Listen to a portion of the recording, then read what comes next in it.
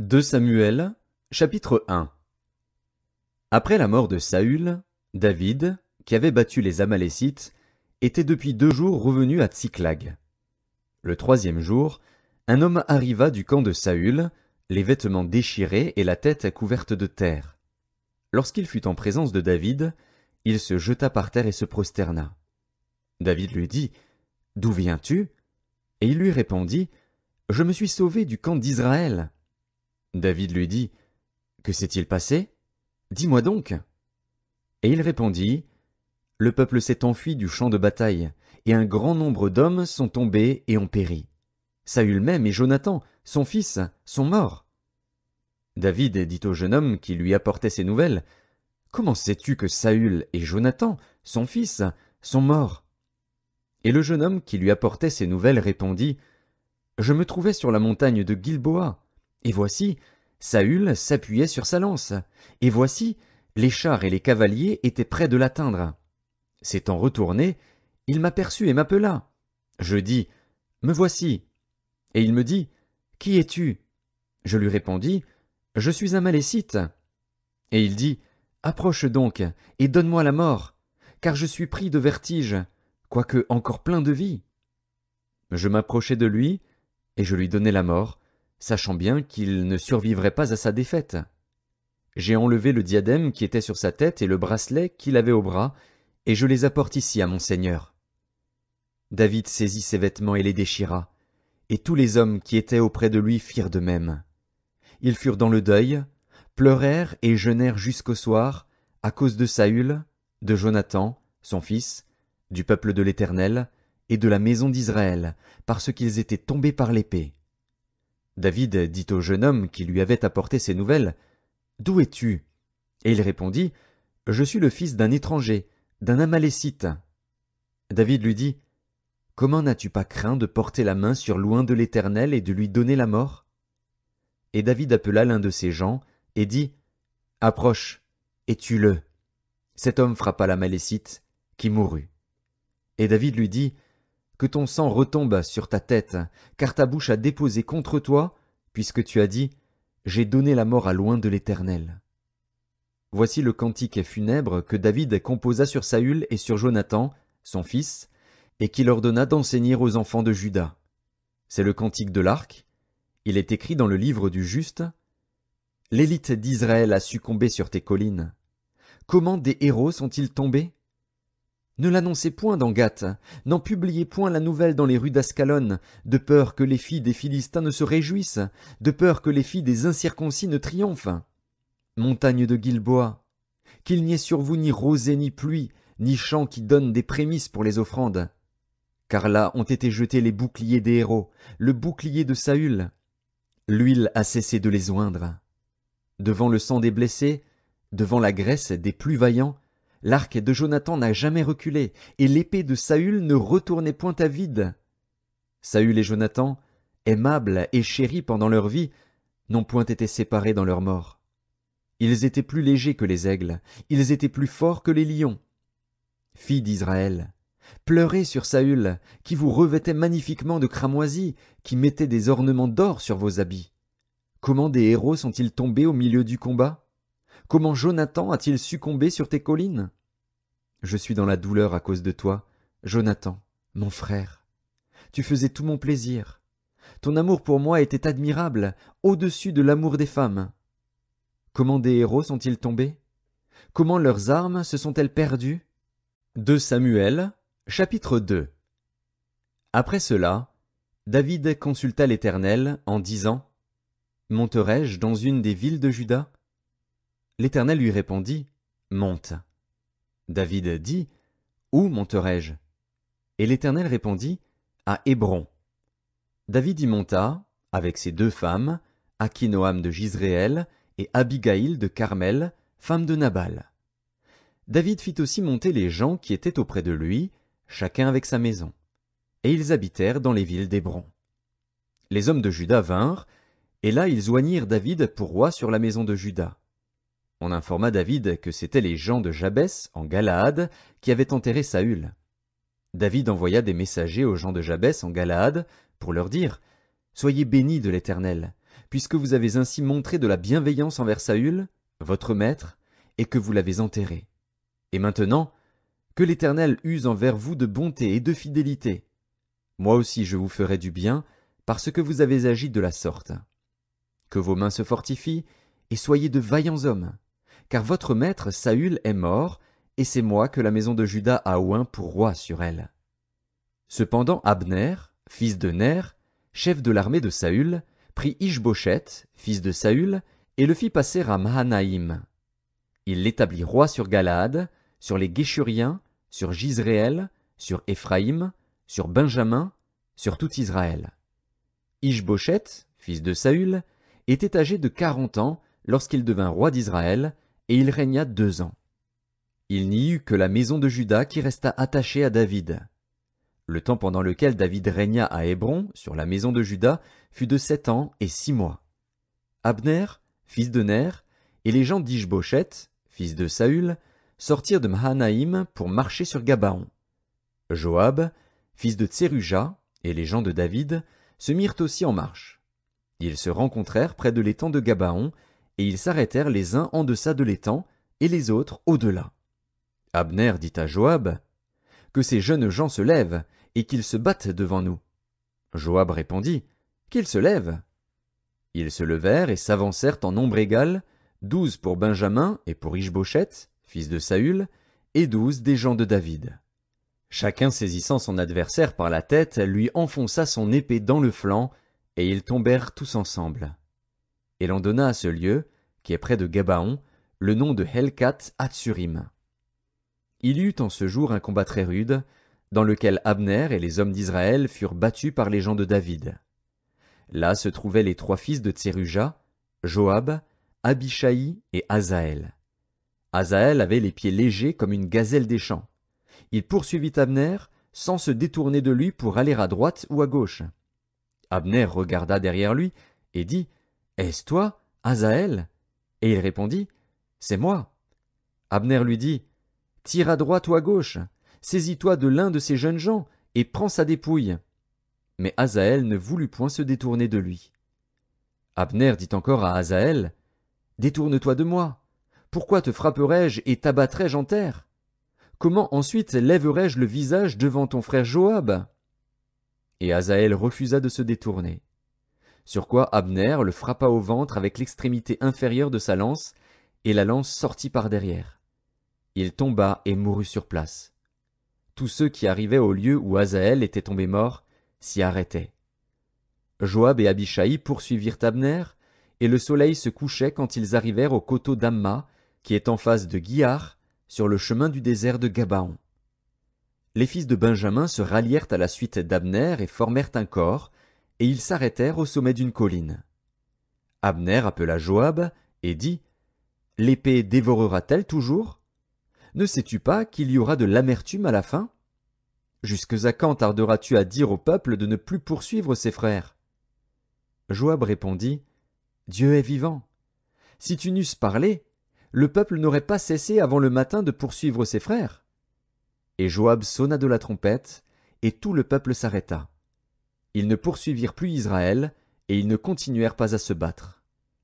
Abner et ses gens marchèrent toute la nuit dans la plaine. Ils passèrent le Jourdain, traversèrent en entier le Bitron, et arrivèrent à Mahanaïm. Joab revint de la poursuite d'Abner, et rassembla tout le peuple. Il manquait 19 hommes des gens de David, et Asaël. Mais les gens de David avaient frappé à mort 360 hommes parmi ceux de Benjamin et d'Abner. Ils emportèrent Asaël et l'enterrèrent dans le sépulcre de son père à Bethléem. Joab et ses gens marchèrent toute la nuit, et le jour paraissait quand ils furent à Hébron. De Samuel, chapitre 3. La guerre dura longtemps entre la maison de Saül et la maison de David. David devenait de plus en plus fort, et la maison de Saül allait en s'affaiblissant. Il naquit à David des fils à Hébron. Son premier-né fut Amnon, d'Akinoam de Jizréel. Le second, Kiléab, d'Abigaïl de Carmel, femme de Nabal. Le troisième, Absalom, fils de Maaka, fille de Talmaï, roi de Géshur. Le quatrième, Adonija, fils de Haggith. Le cinquième, Shéphasia, fils d'Abital. et le sixième, Jithréam, d'Égla, femme de David. Ce sont là ceux qui naquirent à David à Hébron. Pendant la guerre entre la maison de Saül et la maison de David, Abner tint ferme pour la maison de Saül. Or Saül avait eu une concubine, nommée Ritspa, fille d'Ajja. Et Ish-Boshet dit à Abner, « Pourquoi es-tu venu vers la concubine de mon père » Abner fut très irrité des paroles d'Ish-Boshet, et il répondit, « Suis-je une tête de chien, qui tienne pour Juda ? Je fais aujourd'hui preuve de bienveillance envers la maison de Saül, ton père, envers ses frères et ses amis. Je ne t'ai pas livré entre les mains de David, et c'est aujourd'hui que tu me reproches une faute avec cette femme. Que Dieu traite Abner dans toute sa rigueur, si je n'agis pas avec David selon ce que l'Éternel a juré à David, en disant qu'il ferait passer la royauté de la maison de Saül dans la sienne, et qu'il établirait le trône de David sur Israël et sur Juda, depuis Dan jusqu'à Beer-Shéba. » Ish-Boshet n'osa pas répliquer un seul mot à Abner, parce qu'il le craignait. Abner envoya des messagers à David pour lui dire de sa part, « À qui est le pays ? Fais alliance avec moi, et voici, ma main t'aidera pour tourner vers toi tout Israël. » Il répondit, « Bien, je ferai alliance avec toi. Mais je te demande une chose, c'est que tu ne vois point ma face, à moins que tu n'amènes d'abord Michal, fille de Saül, en venant auprès de moi. » Et David envoya des messagers à Ish-Boshet, fils de Saül, pour lui dire, « Donne-moi ma femme Michal, que j'ai fiancée pour 100 prépuces de Philistins. » Ish-Boshet la fit prendre chez son mari Paltiel, fils de Laïch. Et son mari la suivit en pleurant jusqu'à Bachurim. Alors Abner lui dit, « Va, retourne-t'en. » Et il s'en retourna. Abner eut un entretien avec les anciens d'Israël, et leur dit, « Vous désiriez autrefois d'avoir David pour roi. Établissez-le maintenant, car l'Éternel a dit de lui, « C'est par David, mon serviteur, que je délivrerai mon peuple d'Israël de la main des Philistins et de la main de tous ses ennemis. » Abner parla aussi à Benjamin, et il alla rapporter aux oreilles de David à Hébron ce qu'avait résolu Israël et toute la maison de Benjamin. Il arriva auprès de David à Hébron, accompagné de 20 hommes. Et David fit un festin à Abner et à ceux qui étaient avec lui. Abner dit à David, « Je me lèverai, et je partirai pour rassembler tout Israël vers mon seigneur le roi. Ils feront alliance avec toi, et tu régneras entièrement selon ton désir. » David renvoya Abner, qui s'en alla en paix. Voici, Joab et les gens de David revinrent d'une excursion et amenèrent avec eux un grand butin. Abner n'était plus auprès de David à Hébron, car David l'avait renvoyé, et il s'en était allé en paix. Lorsque Joab et toute sa troupe arrivèrent, on fit à Joab ce rapport. Abner, fils de Ner, est venu auprès du roi, qui l'a renvoyé, et il s'en est allé en paix. Joab se rendit chez le roi, et dit, « Qu'as-tu fait ? Voici, Abner est venu vers toi. Pourquoi l'as-tu renvoyé et laissé partir ? Tu connais Abner, fils de Ner. C'est pour te tromper qu'il est venu, pour épier tes démarches, et pour savoir tout ce que tu fais. » Et Joab, après avoir quitté David, envoya sur les traces d'Abner des messagers qui le ramenèrent depuis la citerne de Sira. David n'en savait rien. Lorsqu'Abner fut de retour à Hébron, Joab le tira à l'écart au milieu de la porte, comme pour lui parler en secret, et là il le frappa au ventre et le tua, pour venger la mort d'Asaël, son frère.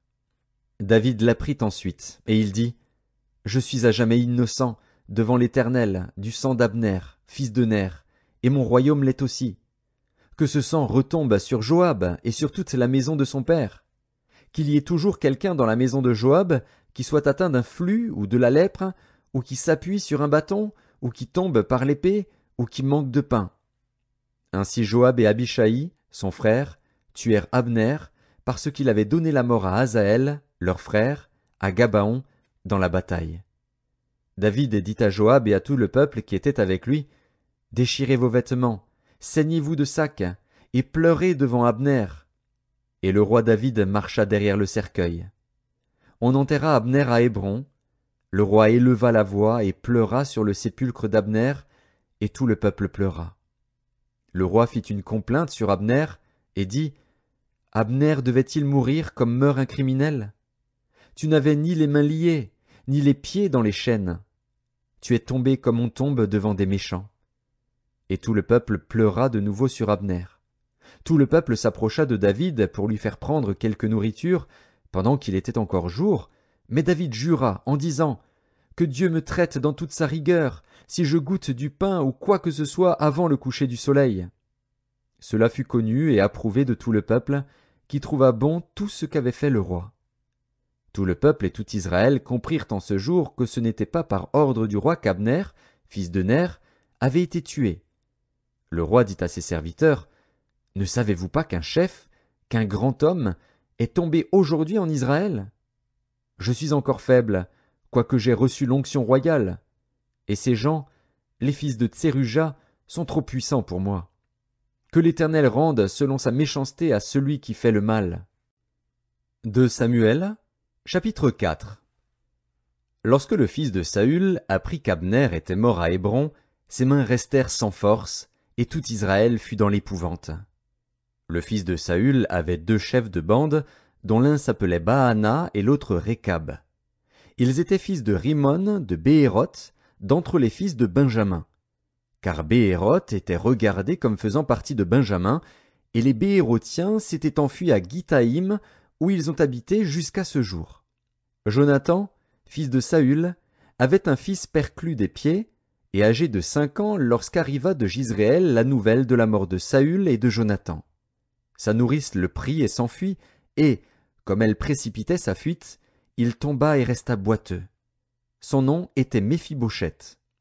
Or les fils de Rimon de Béhéroth, Récab et Baana, se rendirent pendant la chaleur du jour à la maison d'Ishbosheth, qui était couché pour son repos de midi. Ils pénétrèrent jusqu'au milieu de la maison, comme pour prendre du froment, et ils le frappèrent au ventre. Puis Récab et Baana, son frère, se sauvèrent. Ils entrèrent donc dans la maison pendant qu'il reposait sur son lit dans sa chambre à coucher, ils le frappèrent et le firent mourir, et ils lui coupèrent la tête. Ils prirent sa tête, et ils marchèrent toute la nuit au travers de la plaine. Ils apportèrent la tête d'Ishbosheth à David dans Hébron, et ils dirent au roi, « Voici la tête d'Ishbosheth, fils de Saül, ton ennemi, qui en voulait à ta vie. L'Éternel venge aujourd'hui le roi mon seigneur de Saül et de sa race. » David répondit à Récab et à Baana, son frère, fils de Rimon de Béhéroth, « L'Éternel qui m'a délivré de tout péril est vivant.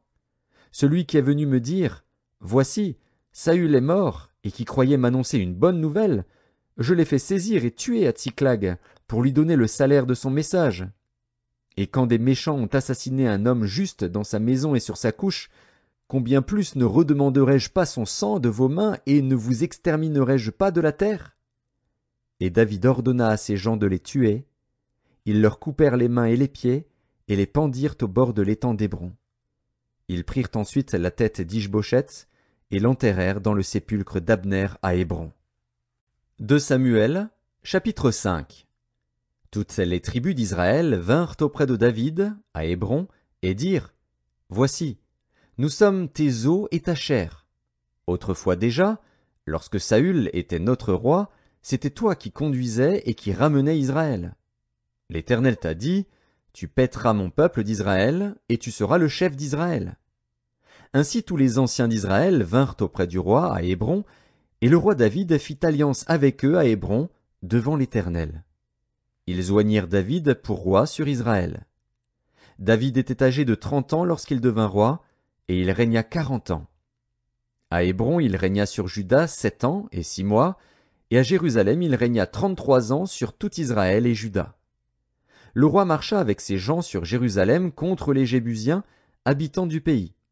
Ils dirent à David, « Tu n'entreras point ici, car les aveugles même et les boiteux te repousseront. » Ce qui voulait dire, « David n'entrera point ici. » Mais David s'empara de la forteresse de Sion. C'est la cité de David. David avait dit en ce jour, « Quiconque battra les Jébusiens et atteindra le canal, quiconque frappera ces boiteux et ces aveugles qui sont les ennemis de David. » C'est pourquoi l'on dit, « L'aveugle et le boiteux n'entreront point dans la maison. » David s'établit dans la forteresse, qu'il appela Cité de David. Il fit de tous côtés des constructions, en dehors et en dedans de Millo. David devenait de plus en plus grand, et l'Éternel, le Dieu des armées, était avec lui. Hiram, roi de Tyr, envoya des messagers à David, et du bois de cèdre, et des charpentiers et des tailleurs de pierre, qui bâtirent une maison pour David. David reconnut que l'Éternel l'affermissait comme roi d'Israël, et qu'il élevait son royaume à cause de son peuple d'Israël. David prit encore des concubines et des femmes de Jérusalem, après qu'il fut venu d'Hébron, et il lui naquit encore des fils et des filles. Voici les noms de ceux qui lui naquirent à Jérusalem: Shammua, Shobab, Nathan, Salomon, Jibar, Élishua, Népheg, Japhia, Élishama, Eliada et Éliphélet. Les Philistins apprirent qu'on avait oint David pour roi sur Israël, et ils montèrent tous à sa recherche. David, qui en fut informé, descendit à la forteresse. Les Philistins arrivèrent et se répandirent dans la vallée des Réphaïm. David consulta l'Éternel en disant: « Monterai-je contre les Philistins? Les livreras-tu entre mes mains? » Et l'Éternel dit à David: « Monte, car je livrerai les Philistins entre tes mains. » David vint à Baal-Pératsim, où il les battit. Puis il dit: « L'Éternel a dispersé mes ennemis devant moi, comme des eaux qui s'écoulent. C'est pourquoi l'on a donné à ce lieu le nom de Baal-Pératsim. » Ils laissèrent là leurs idoles, et David et ses gens les emportèrent. Les Philistins montèrent de nouveau, et se répandirent dans la vallée des Réphaïm. David consulta l'Éternel, et l'Éternel dit: « Tu ne monteras pas. Tourne-les par derrière, et tu arriveras sur eux vis-à-vis des mûriers. Quand tu entendras un bruit de pas dans les cimes des mûriers, alors hâte-toi, car c'est l'Éternel qui marche devant toi pour battre l'armée des Philistins. » David fit ce que l'Éternel lui avait ordonné, et il battit les Philistins depuis Géba jusqu'à Gézer. 2 Samuel, chapitre 6. David rassembla encore toute l'élite d'Israël, au nombre de 30 000 hommes. Et David, avec tout le peuple qui était auprès de lui, se mit en marche depuis Baal et Juda, pour faire monter de là l'arche de Dieu, devant laquelle est invoqué le nom de l'Éternel des armées qui réside entre les chérubins au-dessus de l'arche. Ils mirent sur un char neuf l'arche de Dieu, et l'emportèrent de la maison d'Abinadab sur la colline. Uza et Ashjo, fils d'Abinadab, conduisaient le char neuf. Ils l'emportèrent donc de la maison d'Abinadab sur la colline. Uza marchait à côté de l'arche de Dieu, et Ashjo allait devant l'arche. David et toute la maison d'Israël jouaient devant l'Éternel de toutes sortes d'instruments de bois de cyprès, des harpes, des luths, des tambourins, des sistres et des cymbales. Lorsqu'ils furent arrivés à l'ère de Nakon, Uza étendit la main vers l'arche de Dieu et la saisit, parce que les bœufs la faisaient pencher. La colère de l'Éternel s'enflamma contre Uza, et Dieu le frappa sur place à cause de sa faute. Uza mourut là, près de l'arche de Dieu. David fut irrité de ce que l'Éternel avait frappé Uza d'un tel châtiment, et ce lieu a été appelé jusqu'à ce jour Péretz Uza. David eut peur de l'Éternel en ce jour-là, et il dit: « Comment l'arche de l'Éternel entrerait-elle chez moi ?» Il ne voulut pas retirer l'arche de l'Éternel chez lui dans la cité de David, et il la fit conduire dans la maison d'Obed-Édom de Gath. L'arche de l'Éternel resta 3 mois dans la maison d'Obed-Édom de Gath, et l'Éternel bénit Obed-Édom et toute sa maison. On vint dire au roi David: « L'Éternel a béni la maison d'Obed-Édom et tout ce qui est à lui, à cause de l'arche de Dieu. » Et David se mit en route, et il fit monter l'arche de Dieu depuis la maison d'Obed-Édom jusqu'à la cité de David, au milieu des réjouissances. Quand ceux qui portaient l'arche de l'Éternel eurent fait 6 pas, on sacrifia un bœuf et un veau gras. David dansait de toute sa force devant l'Éternel, et il était ceint d'un éphod de lin. David et toute la maison d'Israël firent monter l'arche de l'Éternel avec des cris de joie et au son des trompettes.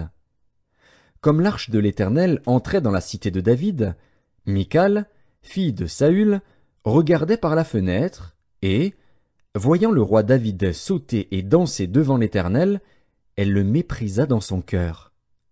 Après qu'on eut amené l'arche de l'Éternel, on la mit à sa place au milieu de la tente que David avait dressée pour elle. Et David offrit devant l'Éternel des holocaustes et des sacrifices d'action de grâce. Quand David eut achevé d'offrir les holocaustes et les sacrifices d'action de grâce, il bénit le peuple au nom de l'Éternel des armées. Puis il distribua à tout le peuple, à toute la multitude d'Israël, hommes et femmes, à chacun un pain, une portion de viande et un gâteau de raisin. Et tout le peuple s'en alla, chacun dans sa maison. David s'en retourna pour bénir sa maison, et Michal, fille de Saül, sortit à sa rencontre. Elle dit: « Quel honneur aujourd'hui pour le roi d'Israël de s'être découvert aux yeux des servantes de ses serviteurs, comme se découvrirait un homme de rien. » David répondit à Michal: « C'est devant l'Éternel, qui m'a choisi de préférence à ton père et à toute sa maison pour m'établir chef sur le peuple de l'Éternel, sur Israël, c'est devant l'Éternel que j'ai dansé.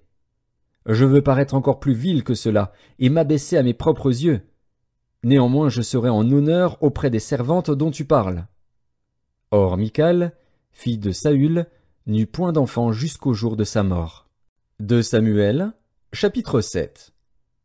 Lorsque le roi habita dans sa maison, et que l'Éternel lui eut donné du repos, après l'avoir délivré de tous les ennemis qui l'entouraient, il dit à Nathan le prophète: « Vois donc, j'habite dans une maison de cèdre, et l'arche de Dieu habite au milieu d'une tente. » Nathan répondit au roi: « Va, fais tout ce que tu as dans le cœur, car l'Éternel est avec toi. » La nuit suivante, la parole de l'Éternel fut adressée à Nathan.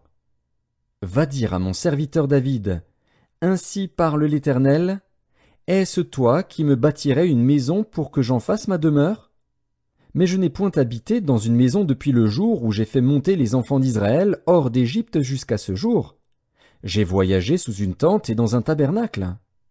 Partout où j'ai marché avec tous les enfants d'Israël, ai-je dit un mot à quelqu'une des tribus d'Israël à qui j'avais ordonné de paître mon peuple d'Israël? Ai-je dit: Pourquoi ne me bâtissez-vous pas une maison de cèdre? Maintenant tu diras à mon serviteur David: Ainsi parle l'Éternel des armées, je t'ai pris au pâturage, derrière les brebis, pour que tu fusses chef sur mon peuple, sur Israël. J'ai été avec toi partout où tu as marché. J'ai exterminé tous tes ennemis devant toi, et j'ai rendu ton nom grand comme le nom des grands qui sont sur la terre. J'ai donné une demeure à mon peuple, à Israël, et je l'ai planté pour qu'il y soit fixé et ne soit plus agité, pour que les méchants ne l'oppriment plus comme auparavant, et comme à l'époque où j'avais établi des juges sur mon peuple d'Israël. Je t'ai accordé du repos en te délivrant de tous tes ennemis. Et l'Éternel t'annonce qu'il te créera une maison.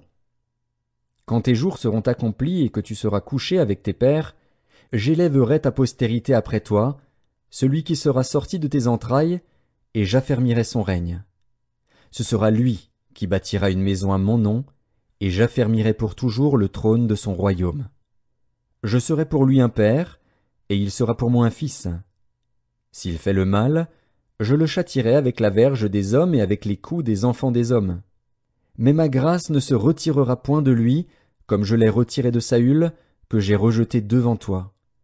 Ta maison et ton règne seront pour toujours assurés, ton trône sera pour toujours affermi. » Nathan rapporta à David toutes ces paroles et toute cette vision. Et le roi David alla se présenter devant l'Éternel, et dit: « Qui suis-je, Seigneur Éternel? Et quelle est ma maison, pour que tu m'aies fait parvenir où je suis? C'est encore peu de choses à tes yeux, Seigneur Éternel. Tu parles aussi de la maison de ton serviteur pour les temps à venir, et tu daignes instruire un homme de ces choses, Seigneur Éternel. Que pourrait te dire de plus David? Tu connais ton serviteur, Seigneur Éternel. À cause de ta parole, et selon ton cœur, tu as fait toutes ces grandes choses pour les révéler à ton serviteur. Que tu es donc grand, Éternel Dieu, car nul n'est semblable à toi, et il n'y a point d'autre Dieu que toi, d'après tout ce que nous avons entendu de nos oreilles. Est-il sur la terre une seule nation qui soit comme ton peuple, comme Israël, que Dieu est venu racheter pour en former son peuple, pour se faire un nom et pour accomplir en sa faveur, en faveur de ton pays, des miracles et des prodiges, en chassant devant ton peuple, que tu as racheté d'Égypte, des nations et leurs dieux? Tu as affermi ton peuple d'Israël, pour qu'il fût ton peuple à toujours. Et toi, Éternel, tu es devenu son Dieu. Maintenant, Éternel Dieu, Fais subsister jusque dans l'éternité la parole que tu as prononcée sur ton serviteur et sur sa maison, et agis selon ta parole. Que ton nom soit jamais glorifié, et que l'on dise « L'Éternel des armées est le Dieu d'Israël », et que la maison de ton serviteur David soit affermie devant toi. Car toi-même, Éternel des armées, Dieu d'Israël, tu t'es révélé à ton serviteur en disant « Je te fonderai une maison ». C'est pourquoi ton serviteur a pris courage pour t'adresser cette prière. Maintenant, Seigneur éternel, tu es Dieu, et tes paroles sont vérité, et tu as annoncé cette grâce à ton serviteur. Veuille donc bénir la maison de ton serviteur, afin qu'elle subsiste à toujours devant toi. Car c'est toi, Seigneur éternel, qui as parlé, et par ta bénédiction la maison de ton serviteur sera bénie éternellement. 2 Samuel, chapitre 8. Après cela, David battit les Philistins et les humilia, et il enleva de la main des Philistins les rênes de leur capitale. Il battit les Moabites, et il les mesura avec un cordeau, en les faisant coucher par terre. Il en mesura 2 cordeaux pour les livrer à la mort, et un plein cordeau pour leur laisser la vie. Et les Moabites furent assujettis à David, et lui payèrent un tribut. David battit Hadadézer, fils de Rehob, roi de Tsoba, lorsqu'il alla rétablir sa domination sur le fleuve de l'Euphrate. David lui prit 1700 cavaliers et 20 000 hommes de pied. Il coupa les jarrets à tous les chevaux de trait et ne conserva que 100 attelages. Les Syriens de Damas vinrent au secours d'Hadadézer, roi de Tsoba, et David battit 22 000 Syriens. David mit des garnisons dans la Syrie de Damas. Et les Syriens furent assujettis à David et lui payèrent un tribut. L'Éternel protégeait David partout où il allait. Et David prit les boucliers d'or qu'avaient les serviteurs d'Hadadézer et les apporta à Jérusalem. Le roi David prit encore une grande quantité d'airain à Béthar et à Bérotaï, ville d'Hadadézer. Toi, roi de Hamath, apprit que David avait battu toute l'armée d'Hadadézer, et il envoya Joram, son fils, vers le roi David, pour le saluer, et pour le féliciter d'avoir attaqué à Hadadézer et de l'avoir battu, car Toi était en guerre avec Hadadézer. Joram apporta des vases d'argent, des vases d'or et des vases d'airain. Le roi David les consacra à l'Éternel, comme il avait déjà consacré l'argent et l'or pris sur toutes les nations qu'il avait vaincues, sur la Syrie, sur Moab, sur les fils d'Ammon, sur les Philistins, sur Amalek, et sur le butin d'Hadadézer, fils de Rehob, roi de Tsoba. Au retour de sa victoire sur les Syriens, David se fit encore un nom, en battant dans la vallée du sel 18 000 Édomites. Il mit des garnisons dans Édom, il mit des garnisons dans tout Édom, et tout Édom fut assujetti à David. L'Éternel protégeait David partout où il allait.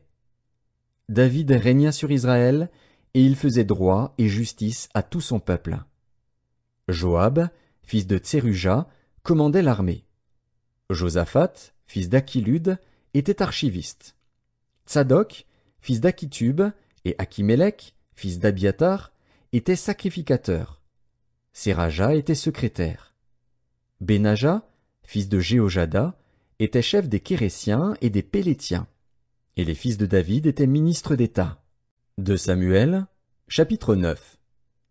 David dit: Reste-t-il encore quelqu'un de la maison de Saül, pour que je lui fasse du bien à cause de Jonathan? Il y avait un serviteur de la maison de Saül, nommé Tsiba, que l'on fit venir auprès de David. Le roi lui dit: Es-tu Tsiba? Et il répondit: Ton serviteur. Le roi dit: N'y a-t-il plus personne de la maison de Saül, pour que j'use envers lui de la bonté de Dieu? Et Tsiba répondit au roi: Il y a encore un fils de Jonathan, perclus des pieds. Le roi lui dit: Où est-il? Et Tsiba répondit au roi: Il est dans la maison de Makir, fils d'Amiel, à Lo-debar. Le roi David l'envoya chercher dans la maison de Makir, fils d'Amiel, à Lo-debar. Et Méphibosheth, fils de Jonathan, fils de Saül, vint auprès de David, tomba sur sa face et se prosterna. David dit: Méphibosheth. Et il répondit: Voici ton serviteur. David lui dit: Ne crains point, car je veux te faire du bien à cause de Jonathan, ton père. je te rendrai toutes les terres de Saül, ton père, et tu mangeras toujours à ma table. » Il se prosterna et dit, « Qu'est ton serviteur, pour que tu regardes un chien mort, tel que moi? » Le roi appela Tsiba, serviteur de Saül, et lui dit, « Je donne au fils de ton maître tout ce qui appartenait à Saül et à toute sa maison. Tu cultiveras pour lui les terres, toi, tes fils et tes serviteurs, et tu feras les récoltes, afin que le fils de ton maître ait du pain à manger. Et Méphibosheth, fils de ton maître, mangera toujours à ma table. » Or Tsiba avait 15 fils et 20 serviteurs. Il dit au roi, « Ton serviteur fera tout ce que le roi mon seigneur ordonne à son serviteur. » Et Méphibosheth mangea à la table de David comme l'un des fils du roi. Méphibosheth avait un jeune fils, nommé Mika, et tous ceux qui demeuraient dans la maison de Tsiba étaient serviteurs de Méphibosheth. Méphibosheth habitait à Jérusalem, car il mangeait toujours à la table du roi. Il était boiteux des 2 pieds. 2 Samuel, chapitre 10. Après cela, le roi des fils d'Amon mourut, et Hanun, son fils, régna à sa place. David dit, « Je montrerai de la bienveillance à Hanun, fils de Nakash, comme son père en a montré à mon égard. » Et David envoya ses serviteurs pour le consoler au sujet de son père. Lorsque les serviteurs de David arrivèrent dans le pays des fils d'Amon, les chefs des fils d'Amon dirent à Hanun, leur maître, « Penses-tu que ce soit pour honorer ton père que David t'envoie des consolateurs? N'est-ce pas pour reconnaître et explorer la ville, et pour la détruire, qu'il envoie ses serviteurs auprès de toi? » Alors Hanun saisit les serviteurs de David, leur fit raser la moitié de la barbe, et fit couper leurs habits par le milieu jusqu'au haut des cuisses. Puis il les congédia.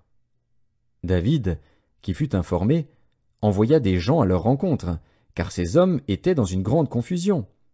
Et le roi leur fit dire, « Restez à Jéricho jusqu'à ce que votre barbe ait repoussé, et revenez ensuite. » Les fils d'Amon, voyant qu'ils s'étaient rendus odieux à David, firent enrôler à leur solde 20 000 hommes de pied chez les Syriens de Beth-Rehob et chez les Syriens de Tsoba, 1 000 hommes chez le roi de Maaka, et 12 000 hommes chez les gens de Tob.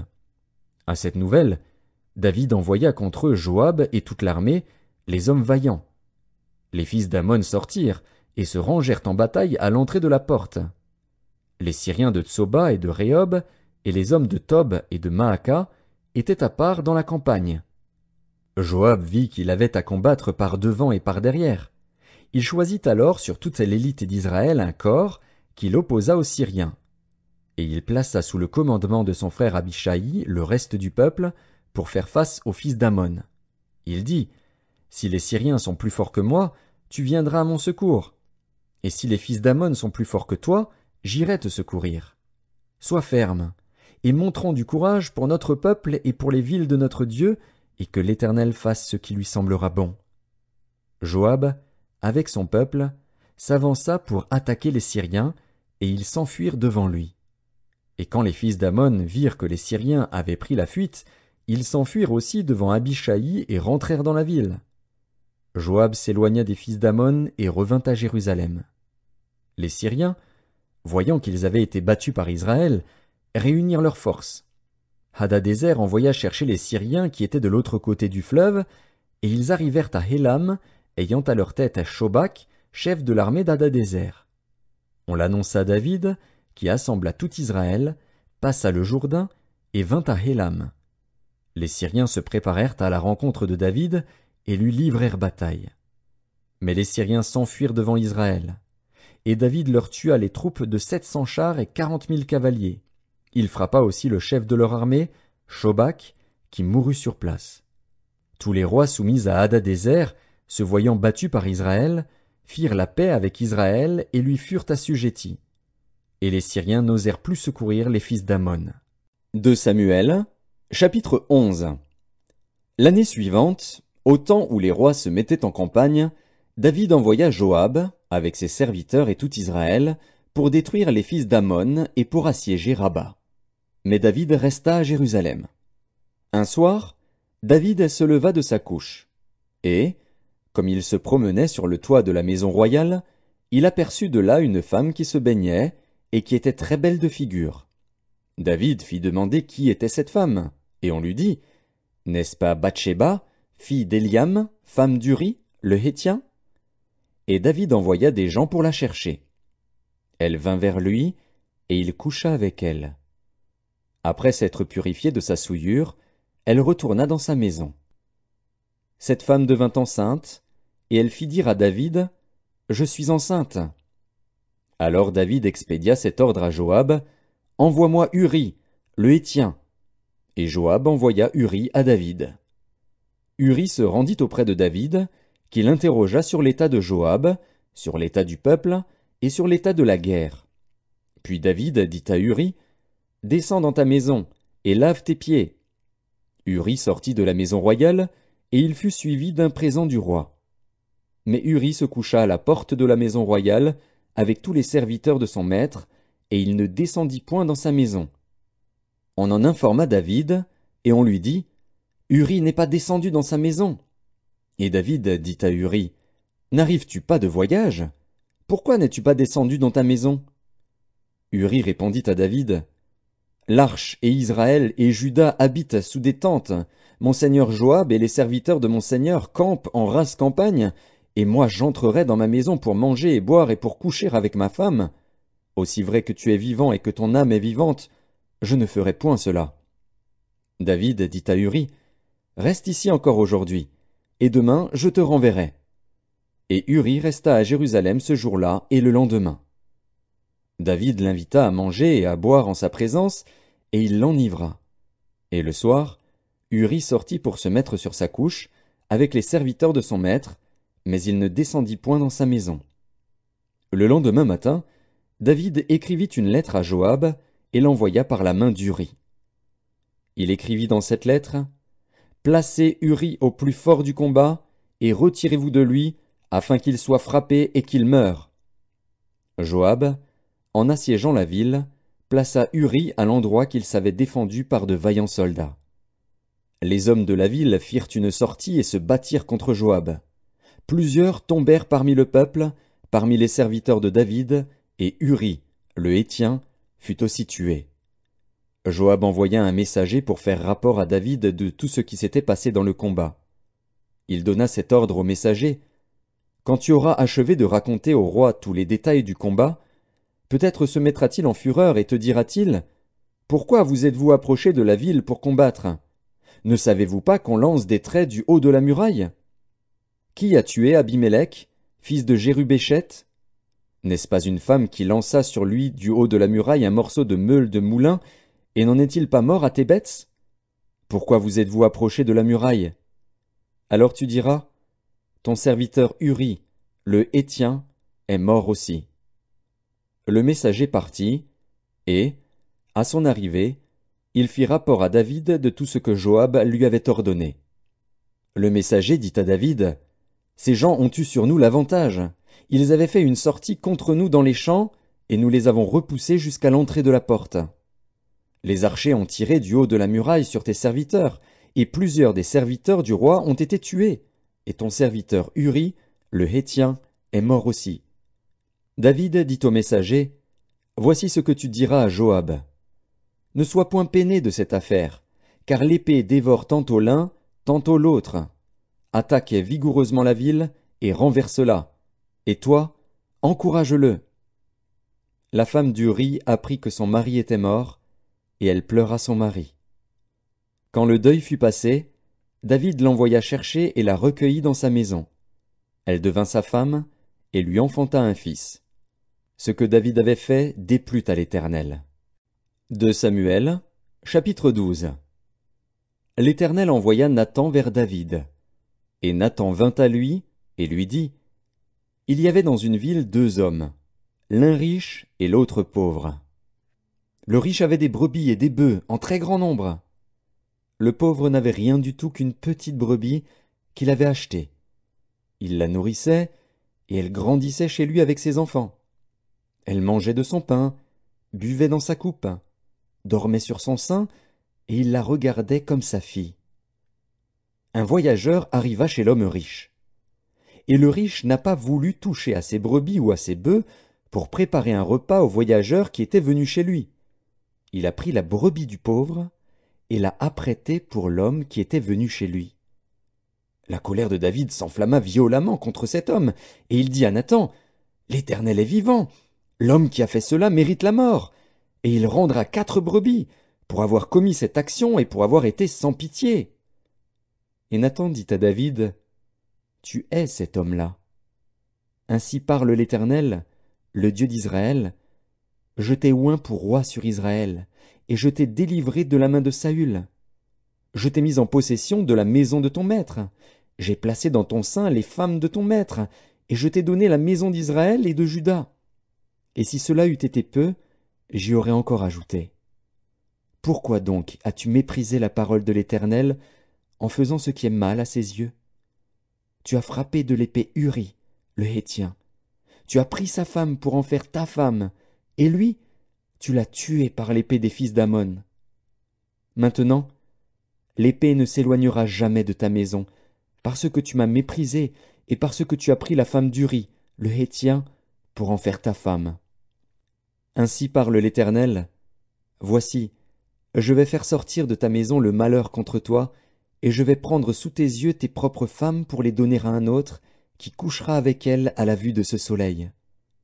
Car tu as agi en secret, et moi, je ferai cela en présence de tout Israël et à la face du soleil. David dit à Nathan, J'ai péché contre l'Éternel. Et Nathan dit à David, L'Éternel pardonne ton péché, tu ne mourras point. Mais, parce que tu as fait blasphémer les ennemis de l'Éternel, en commettant cette action, le fils qui t'est né mourra. Et Nathan s'en alla dans sa maison. L'Éternel frappa l'enfant que la femme d'Uri avait enfanté à David, et il fut dangereusement malade. David pria Dieu pour l'enfant, et jeûna. Et quand il rentra, il passa la nuit couché par terre. Les anciens de sa maison insistèrent auprès de lui pour le faire lever de terre. Mais il ne voulut point, et il ne mangea rien avec eux. Le 7e jour, l'enfant mourut. Les serviteurs de David craignaient de lui annoncer que l'enfant était mort, car ils disaient, « Voici, lorsque l'enfant vivait encore, nous lui avons parlé, et il ne nous a pas écoutés. Comment oserons-nous lui dire, « L'enfant est mort » Il s'affligera bien davantage. » David aperçut que ses serviteurs parlaient tout bas entre eux, et il comprit que l'enfant était mort. Il dit à ses serviteurs, « L'enfant est-il mort » Et ils répondirent, « Il est mort. » Alors David se leva de terre, il se lava, soignit, et changea de vêtements. Puis il alla dans la maison de l'Éternel, et se prosterna. De retour chez lui, il demanda qu'on lui servît à manger, et il mangea. Ses serviteurs lui dirent, « Que signifie ce que tu fais? Tandis que l'enfant vivait, tu jeûnais et tu pleurais, et maintenant que l'enfant est mort, tu te lèves et tu manges. » Il répondit, « Lorsque l'enfant vivait encore, je jeûnais et je pleurais, car je disais, « Qui sait si l'Éternel n'aura pas pitié de moi et si l'enfant ne vivra pas? Maintenant qu'il est mort, pourquoi jeûnerai-je? Puis-je le faire revenir? J'irai vers lui, mais il ne reviendra pas vers moi. » David consola Bathsheba, sa femme, et il alla auprès d'elle et coucha avec elle. Elle enfanta un fils qu'il appela Salomon, et qui fut aimé de l'Éternel. Il le remit entre les mains de Nathan le prophète, et Nathan lui donna le nom de Jédidja, à cause de l'Éternel. Joab, qui assiégeait Rabba, des fils d'Ammon, s'empara de la ville royale, et envoya des messagers à David pour lui dire, « J'ai attaqué Rabba, et je me suis déjà emparé de la ville des eaux. Rassemble maintenant le reste du peuple, campe contre la ville, et prends-la, de peur que je ne la prenne moi-même et que la gloire ne m'en soit attribuée. » David rassembla tout le peuple, et marcha sur Rabba, il l'attaqua, et s'en rendit maître. Il enleva la couronne de dessus la tête de son roi, elle pesait 1 talent d'or et était garnie de pierres précieuses. On la mit sur la tête de David, qui emporta de la ville un très grand butin. Il fit sortir les habitants, et il les plaça sous des scies, des herses de fer et des haches de fer, et les fit passer par des fours à briques. Il traita de même toutes les villes des fils d'Ammon. David retourna à Jérusalem avec tout le peuple. 2 Samuel, chapitre 13. Après cela, voici ce qui arriva. Absalom, fils de David, avait une sœur qui était belle et qui s'appelait Tamar. Et Amnon, fils de David, l'aima. Amnon était tourmenté jusqu'à se rendre malade à cause de Tamar, sa sœur, car elle était vierge, et il paraissait difficile à Amnon de faire sur elle la moindre tentative. Amnon avait un ami, nommé Jonadab, fils de Chiméa, frère de David, et Jonadab était un homme très habile. Il lui dit, « Pourquoi deviens-tu, ainsi chaque matin, plus maigre, toi, fils de roi? Ne veux-tu pas me le dire ?» Amnon lui répondit, « J'aime Tamar, sœur d'Absalom, mon frère. » Jonadab lui dit, « Mets-toi au lit, et fais le malade. Quand ton père viendra te voir, tu lui diras, « Permets à Tamar, ma sœur, de venir pour me donner à manger, qu'elle prépare un mets sous mes yeux, afin que je le voie et que je le prenne de sa main. » Amnon se coucha et fit le malade. Le roi vint le voir, et Amnon dit au roi, « Je te prie que Tamar, ma sœur, vienne faire 2 gâteaux sous mes yeux, et que je les mange de sa main. » David envoya dire à Tamar dans l'intérieur des appartements, « Va dans la maison d'Amnon, ton frère, et prépare-lui un mets. » Tamar alla dans la maison d'Amnon, son frère, qui était couché. Elle prit de la pâte, la pétrit, prépara devant lui des gâteaux, et les fit cuire. Prenant ensuite la poêle, elle les versa devant lui. Mais Amnon refusa de manger. Il dit, « Faites sortir tout le monde. » Et tout le monde sortit de chez lui. Alors Amnon dit à Tamar, « Apporte le mets dans la chambre, et que je le mange de ta main. » Tamar prit les gâteaux qu'elle avait faits, et les porta à Amnon, son frère, dans la chambre.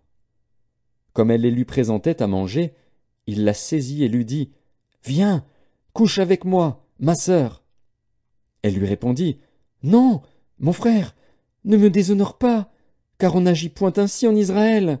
Ne commets pas cette infamie. Où irai-je, moi, avec ma honte? Et toi, tu serais comme l'un des infâmes en Israël. Maintenant, je te prie, parle au roi, et il ne s'opposera pas à ce que je sois à toi. » Mais il ne voulut pas l'écouter. Il lui fit violence, la déshonora et coucha avec elle.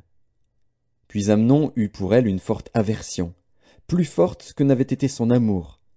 Et il lui dit, « Lève-toi, va-t'en. » Elle lui répondit, « N'augmente pas, en me chassant, le mal que tu m'as déjà fait. » Il ne voulut pas l'écouter, et appelant le garçon qui le servait, il dit, « Qu'on éloigne de moi cette femme et qu'on la mette dehors, et ferme la porte après elle. » Elle avait une tunique de plusieurs couleurs, car c'était le vêtement que portaient les filles du roi, aussi longtemps qu'elles étaient vierges. Le serviteur d'Amnon la mit dehors, et ferma la porte après elle. Tamar répandit de la cendre sur sa tête, et déchira sa tunique bigarrée. Elle mit la main sur sa tête, et s'en alla en poussant des cris.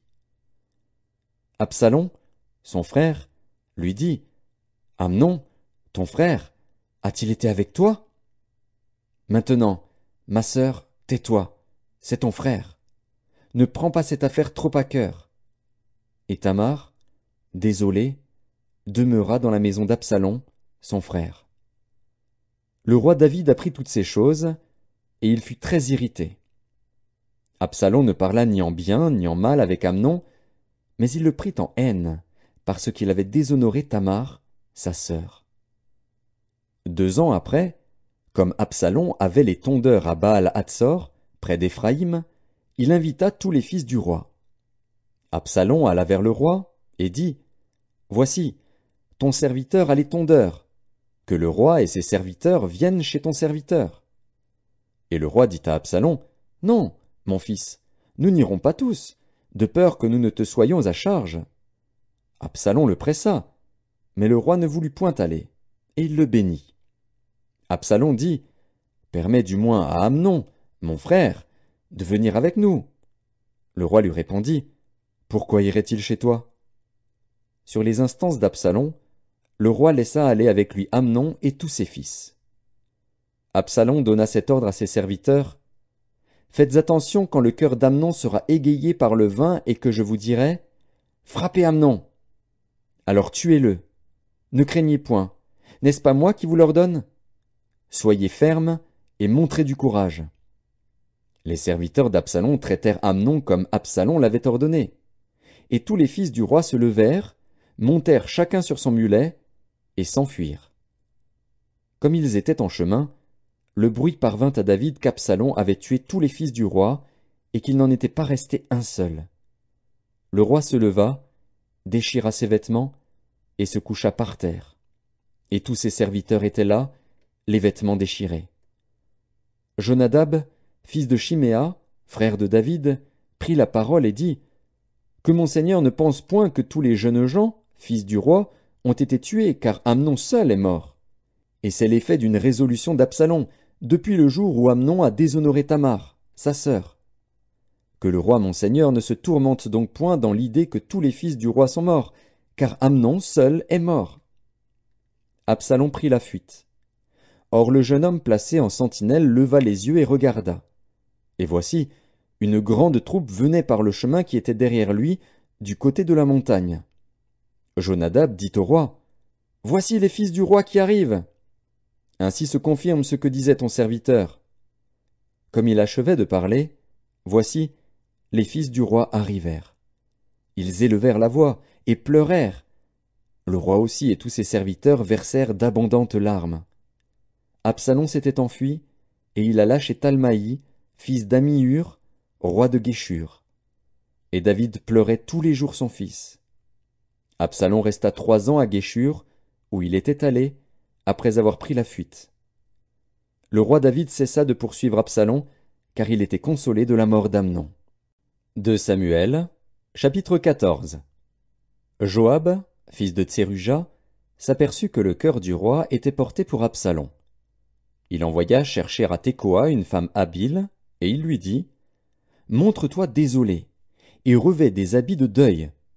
Ne toins pas d'huile, et sois comme une femme qui depuis longtemps pleure un mort. Tu iras ainsi vers le roi, et tu lui parleras de cette manière. » Et Joab lui mit dans la bouche ce qu'elle devait dire. La femme de Tekoa alla parler au roi. Elle tomba la face contre terre et se prosterna, et elle dit, « Ô roi, sauve-moi !» Le roi lui dit, « Qu'as-tu » Elle répondit, « Oui, je suis veuve, mon mari est mort. Ta servante avait 2 fils. Ils se sont tous 2 querellés dans les champs, et il n'y avait personne pour les séparer. L'un a frappé l'autre, et l'a tué. Et voici, toute la famille s'est levée contre ta servante, en disant, « Livre le meurtrier de son frère. Nous voulons le faire mourir, pour la vie de son frère qui l'a tué. Nous voulons détruire même l'héritier. Ils éteindraient ainsi le tison qui me reste, pour ne laisser à mon mari ni nom ni survivant sur la face de la terre. » Le roi dit à la femme, « Va dans ta maison. Je donnerai des ordres à ton sujet. » La femme de Tekoa dit au roi, « C'est sur moi, ô roi mon seigneur, et sur la maison de mon père, que le châtiment va tomber. Le roi et son trône n'auront pas à en souffrir. » Le roi dit, « Si quelqu'un parle contre toi, amène-le-moi, et il ne lui arrivera plus de te toucher. » Elle dit, « Que le roi se souvienne de l'Éternel, ton Dieu, afin que le vengeur du sang n'augmente pas la ruine, et qu'on ne détruise pas mon fils. » Et il dit, « L'Éternel est vivant. Il ne tombera pas à terre un cheveu de ton fils. » La femme dit, « Permets que ta servante dise un mot à mon seigneur le roi. » Et il dit, « Parle. » La femme dit, « Pourquoi penses-tu de la sorte à l'égard du peuple de Dieu, puisqu'il résulte des paroles mêmes du roi que le roi est comme coupable en ne rappelant pas celui qui l'a proscrit? Il nous faut certainement mourir, et nous serons comme des eaux répandues à terre et qui ne se rassemblent plus. Dieu n'ôte pas la vie, mais il désire que le fugitif ne reste pas banni de sa présence. Maintenant, si je suis venu dire ces choses au roi mon seigneur, c'est que le peuple m'a effrayé. Et ta servante a dit, « Je veux parler au roi. Peut-être le roi fera-t-il ce que dira sa servante. » Oui, le roi écoutera sa servante, pour la délivrer de la main de ceux qui cherchent à nous exterminer, moi et mon fils, de l'héritage de Dieu.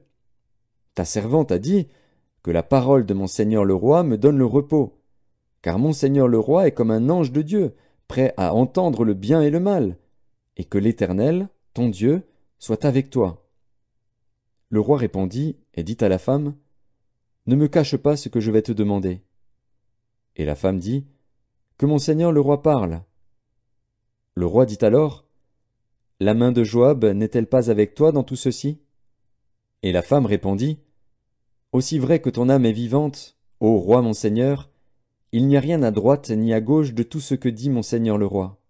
C'est, en effet, ton serviteur Joab qui m'a donné des ordres, et qui a mis dans la bouche de ta servante toutes ces paroles.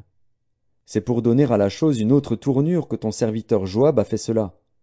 Mais mon seigneur est aussi sage qu'un ange de Dieu, pour connaître tout ce qui se passe sur la terre. » Le roi dit à Joab, « Voici, je veux bien faire cela.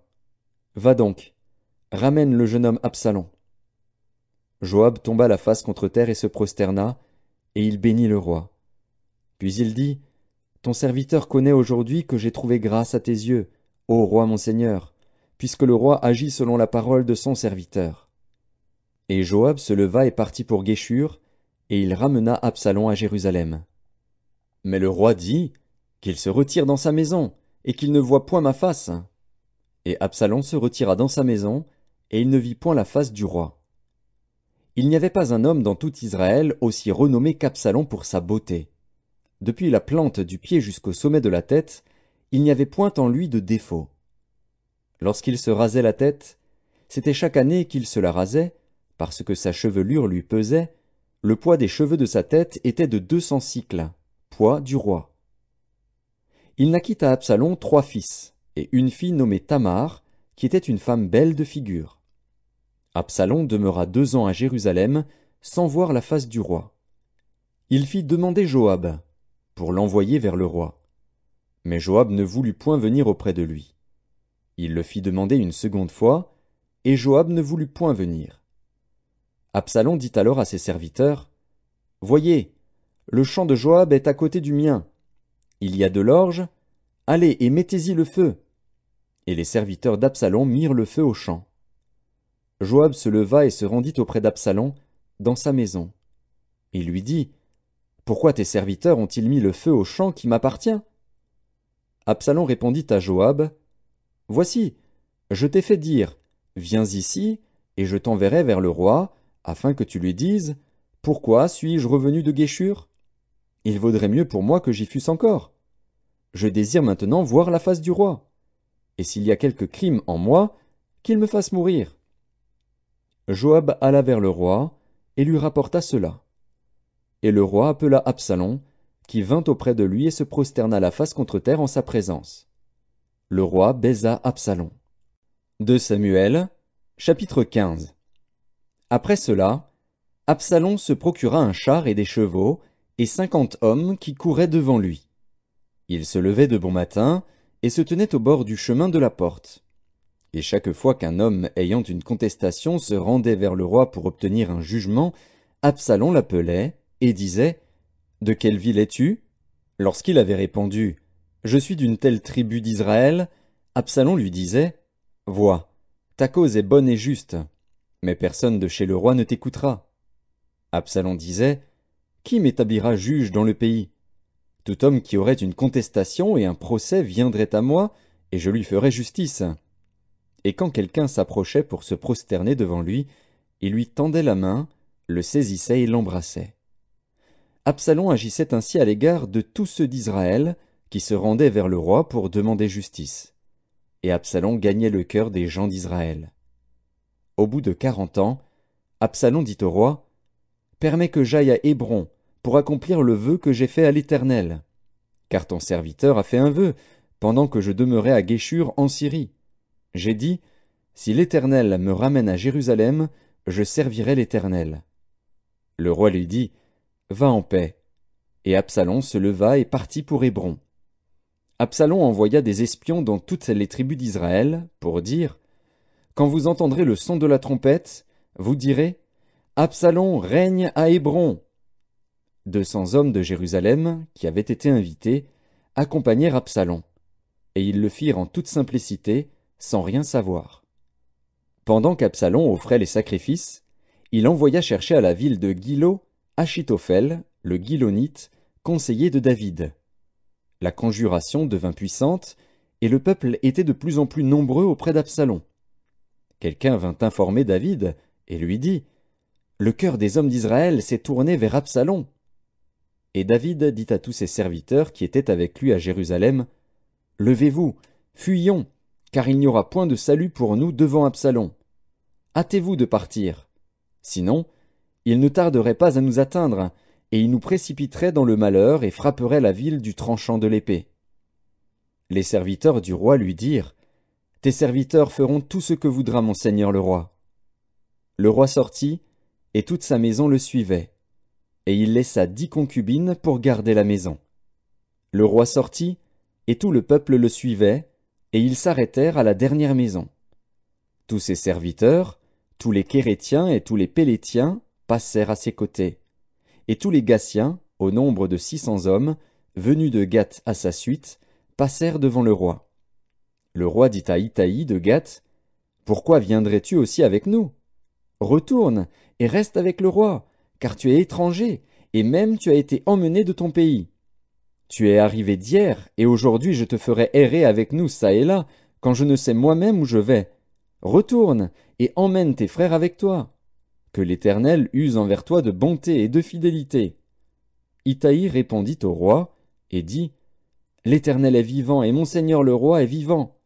Au lieu où sera mon seigneur le roi, soit pour mourir, soit pour vivre, là aussi sera ton serviteur. » David dit alors à Itaï, « Va, passe. » Et Itaï de Gath passa, avec tous ses gens et tous les enfants qui étaient avec lui. Toute la contrée était en larmes, et l'on poussait de grands cris au passage de tout le peuple. Le roi passa le torrent de Cédron, et tout le peuple passa vis-à-vis du chemin qui mène au désert. Tsadok était aussi là, et avec lui tous les Lévites portant l'arche de l'alliance de Dieu. Et ils posèrent l'arche de Dieu, et Abiathar montait, pendant que tout le peuple achevait de sortir de la ville. Le roi dit à Tsadok, « Reporte l'arche de Dieu dans la ville.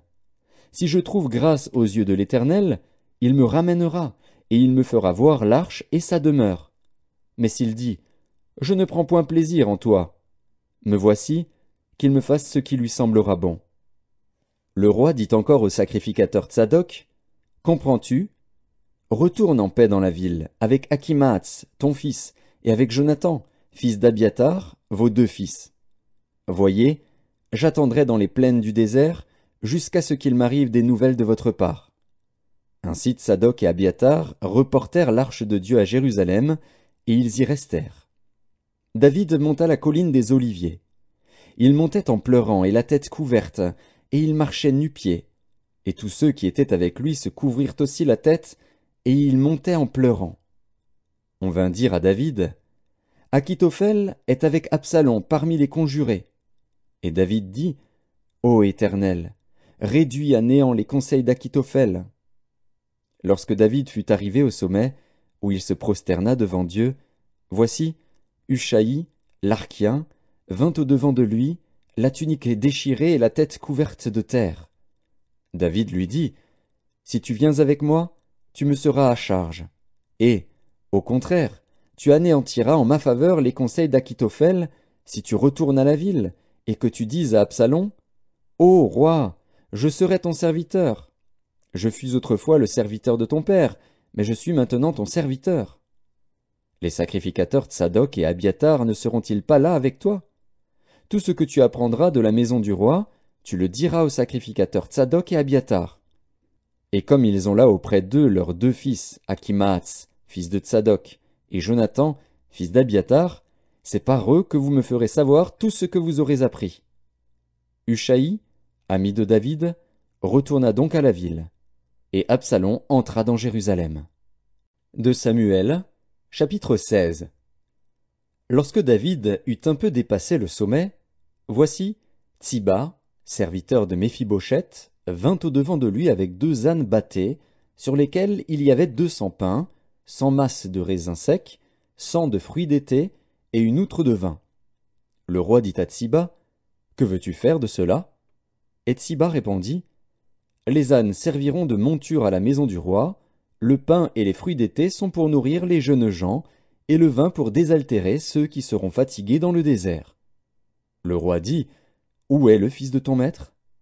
Hetsiba répondit au roi, voici, il est resté à Jérusalem, car il a dit, aujourd'hui la maison d'Israël me rendra le royaume de mon père. Le roi dit à Tsiba, voici, tout ce qui appartient à Méphibosheth est à toi. Et Tsiba dit, je me prosterne, que je trouve grâce à tes yeux, ô roi mon seigneur. David était arrivé jusqu'à Bachurim. Et voici, il sortit de là un homme de la famille et de la maison de Saül, nommé Shimei, fils de Guéra. Il s'avança en prononçant des malédictions, et il jeta des pierres à David et à tous les serviteurs du roi David, tandis que tout le peuple et tous les hommes vaillants étaient à la droite et à la gauche du roi. Shimei parlait ainsi en le maudissant. Va-t'en, va-t'en, homme de sang, méchant homme. L'Éternel fait retomber sur toi tout le sang de la maison de Saül, dont tu occupais le trône, et l'Éternel a livré le royaume entre les mains d'Absalom, ton fils. Et te voilà malheureux comme tu le mérites, car tu es un homme de sang. Alors Abishai, fils de Tseruja, dit au roi, pourquoi ce chien mort maudit-il le roi mon seigneur? Laisse-moi, je te prie, allez lui couper la tête. Mais le roi dit, qu'ai-je à faire avec vous, fils de Tseruja? S'il maudit, c'est que l'Éternel lui a dit, maudit David. Qui donc lui dira, pourquoi agis-tu ainsi? Et David dit à Abishai et à tous ses serviteurs, voici, mon fils, qui est sorti de mes entrailles, en veut à ma vie, à plus forte raison ce Benjamite. Laissez-le, et qu'il maudisse, car l'Éternel le lui a dit. Peut-être l'Éternel regardera-t-il mon affliction, et me fera-t-il du bien en retour des malédictions d'aujourd'hui. David et ses gens continuèrent leur chemin. Et Shimei marchait sur le flanc de la montagne près de David, et, en marchant, il maudissait, il jetait des pierres contre lui, il faisait voler la poussière. Le roi et tout le peuple qui était avec lui arrivèrent à Agéphim, et là ils se reposèrent. Absalom et tout le peuple, les hommes d'Israël, étaient entrés dans Jérusalem, et Achitophel était avec Absalom. Lorsque Hushai, l'Archien, ami de David, fut arrivé auprès d'Absalom, il lui dit, « Vive le roi! Vive le roi! » Et Absalom dit à Hushai, « Voilà donc l'attachement que tu as pour ton ami. Pourquoi n'es-tu pas allé avec ton ami? » Hushai répondit à Absalom, « C'est que je veux être à celui qu'ont choisi l'Éternel et tout ce peuple et tous les hommes d'Israël, et c'est avec lui que je veux rester. D'ailleurs, qui servirai-je? Ne sera-ce pas son fils? Comme j'ai servi ton père, ainsi je te servirai. » Absalom dit à Achitophel, « Consultez ensemble. Qu'avons-nous à faire? » Et Achitophel dit à Absalom, « Va vers les concubines que ton père a laissées pour garder la maison. Ainsi tout Israël saura que tu t'es rendu odieux à ton père, et les mains de tous ceux qui sont avec toi se fortifieront. » On dressa pour Absalom une tente sur le toit, et Absalom alla vers les concubines de son père, aux yeux de tout Israël. Les conseils donnés en ce temps-là par Achitophel avaient autant d'autorité que si l'on eût consulté Dieu lui-même. Il en était ainsi de tous les conseils d'Achitophel, soit pour David, soit pour Absalom. 2 Samuel, chapitre 17. Achitophel dit à Absalom, « Laisse-moi choisir 12 000 hommes. Je me lèverai, et je poursuivrai David cette nuit même. Je le surprendrai pendant qu'il est fatigué et que ses mains sont affaiblies. Je l'épouvanterai, et tout le peuple qui est avec lui s'enfuira. Je frapperai le roi seul, et je ramènerai à toi tout le peuple. La mort de l'homme à qui tu en veux assurera le retour de tous, et tout le peuple sera en paix. » Cette parole plut à Absalom et à tous les anciens d'Israël. Cependant Absalom dit, « Appelez encore Hushai, l'Archien, et que nous entendions aussi ce qu'il dira. » Hushai vint auprès d'Absalom, et Absalom lui dit, « Voici comment a parlé Achitophel. Devons-nous faire ce qu'il a dit, ou non? Parle, toi. » Hushai répondit à Absalom, « Pour cette fois le conseil qu'a donné Achitophel n'est pas bon. » Et Hushai dit, « Tu connais la bravoure de ton père et de ses gens. Ils sont furieux comme le serait dans les champs une ours à qui l'on aurait enlevé ses petits. ton père est un homme de guerre, et il ne passera pas la nuit avec le peuple. Voici maintenant, il est caché dans quelque fosse ou dans quelque autre lieu. Et si, dès le commencement, il en est qui tombent sous leur coup, on ne tardera pas à l'apprendre et l'on dira, il y a une défaite parmi le peuple qui suit Absalom. Alors le plus vaillant, eût-il un cœur de lion, sera saisi d'épouvante. Car tout Israël sait que ton père est un héros et qu'il a des braves avec lui. Je conseille donc que tout Israël se rassemble auprès de toi, depuis Dan jusqu'à Beer-Sheba, multitude pareille au sable qui est sur le bord de la mer. Tu marcheras en personne au combat. Nous arriverons à lui en quelque lieu que nous le trouvions, et nous tomberons sur lui comme la rosée tombe sur le sol. Et pas un n'échappera, ni lui ni aucun des hommes qui sont avec lui. S'il se retire dans une ville, tout Israël portera des cordes vers cette ville, et nous la traînerons au torrent, jusqu'à ce qu'on n'en trouve plus une pierre. Absalom et tous les gens d'Israël dirent, le conseil de Hushaï, l'Archien, vaut mieux que le conseil d'Akitophel. Or l'Éternel avait résolu d'anéantir le bon conseil d'Akitophel, afin d'amener le malheur sur Absalom. Hushaï dit aux sacrificateurs Tsadok et Abiatar, Akitophel a donné tel et tel conseil à Absalom et aux anciens d'Israël. Et moi, j'ai conseillé telle et telle chose. Maintenant, envoyez tout de suite informer David et faites-lui dire, ne passe point la nuit dans les plaines du désert, mais va plus loin, de peur que le roi et tout le peuple qui est avec lui ne soient exposés à périr. Jonathan et Achimaatz se tenaient à En-Rogel. Une servante vint leur dire d'aller informer le roi David, car il n'osait pas se montrer et entrer dans la ville. Un jeune homme les aperçut et le rapporta à Absalom. Mais ils partirent tous deux en hâte, et ils arrivèrent à Bakurim, à la maison d'un homme qui avait un puits dans sa cour, et ils y descendirent. La femme prit une couverture qu'elle étendit sur l'ouverture du puits, et elle y répandit du grain pilé pour qu'on ne se doutât de rien. Les serviteurs d'Absalom entrèrent dans la maison auprès de cette femme, et dirent, « Où sont Achimaatz et Jonathan ?» La femme leur répondit, « Ils ont passé le ruisseau. » Ils cherchèrent, et ne les trouvant pas, ils retournèrent à Jérusalem.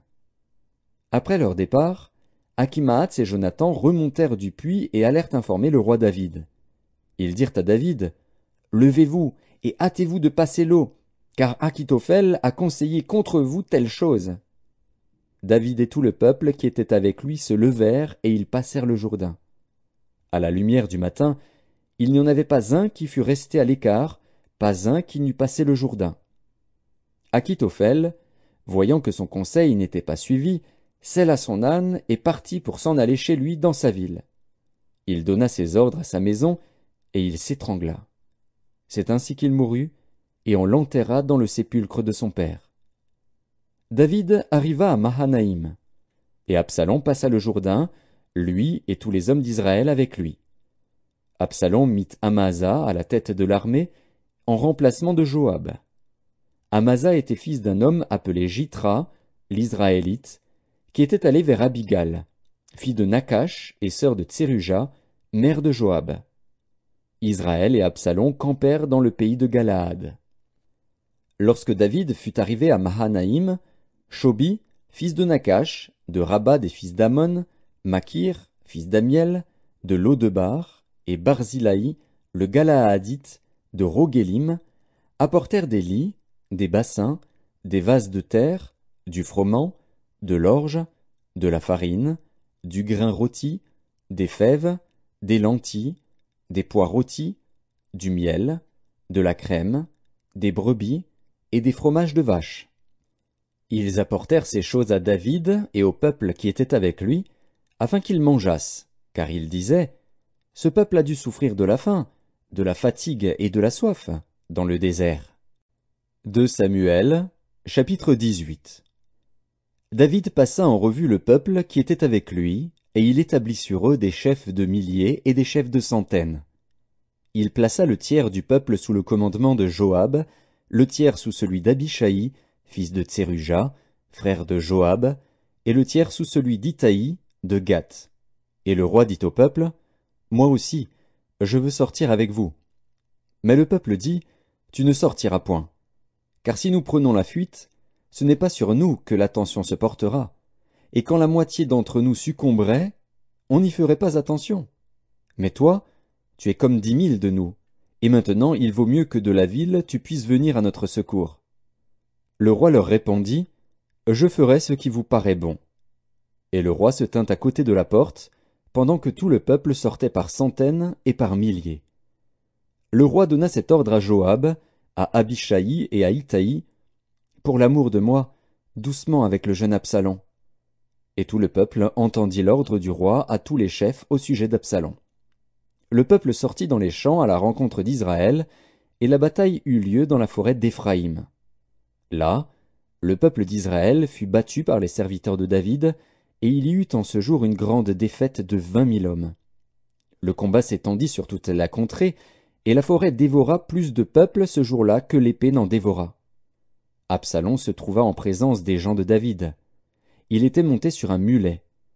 Le mulet pénétra sous les branches entrelacées d'un grand térébinthe, et la tête d'Absalom fut prise au térébinthe. Il demeura suspendu entre le ciel et la terre, et le mulet qui était sous lui passa outre. Un homme ayant vu cela vint dire à Joab, « Voici, j'ai vu Absalom suspendu à un térébinthe. » Et Joab dit à l'homme qui lui apporta cette nouvelle, « Tu l'as vu? Pourquoi donc ne l'as-tu pas abattu sur place?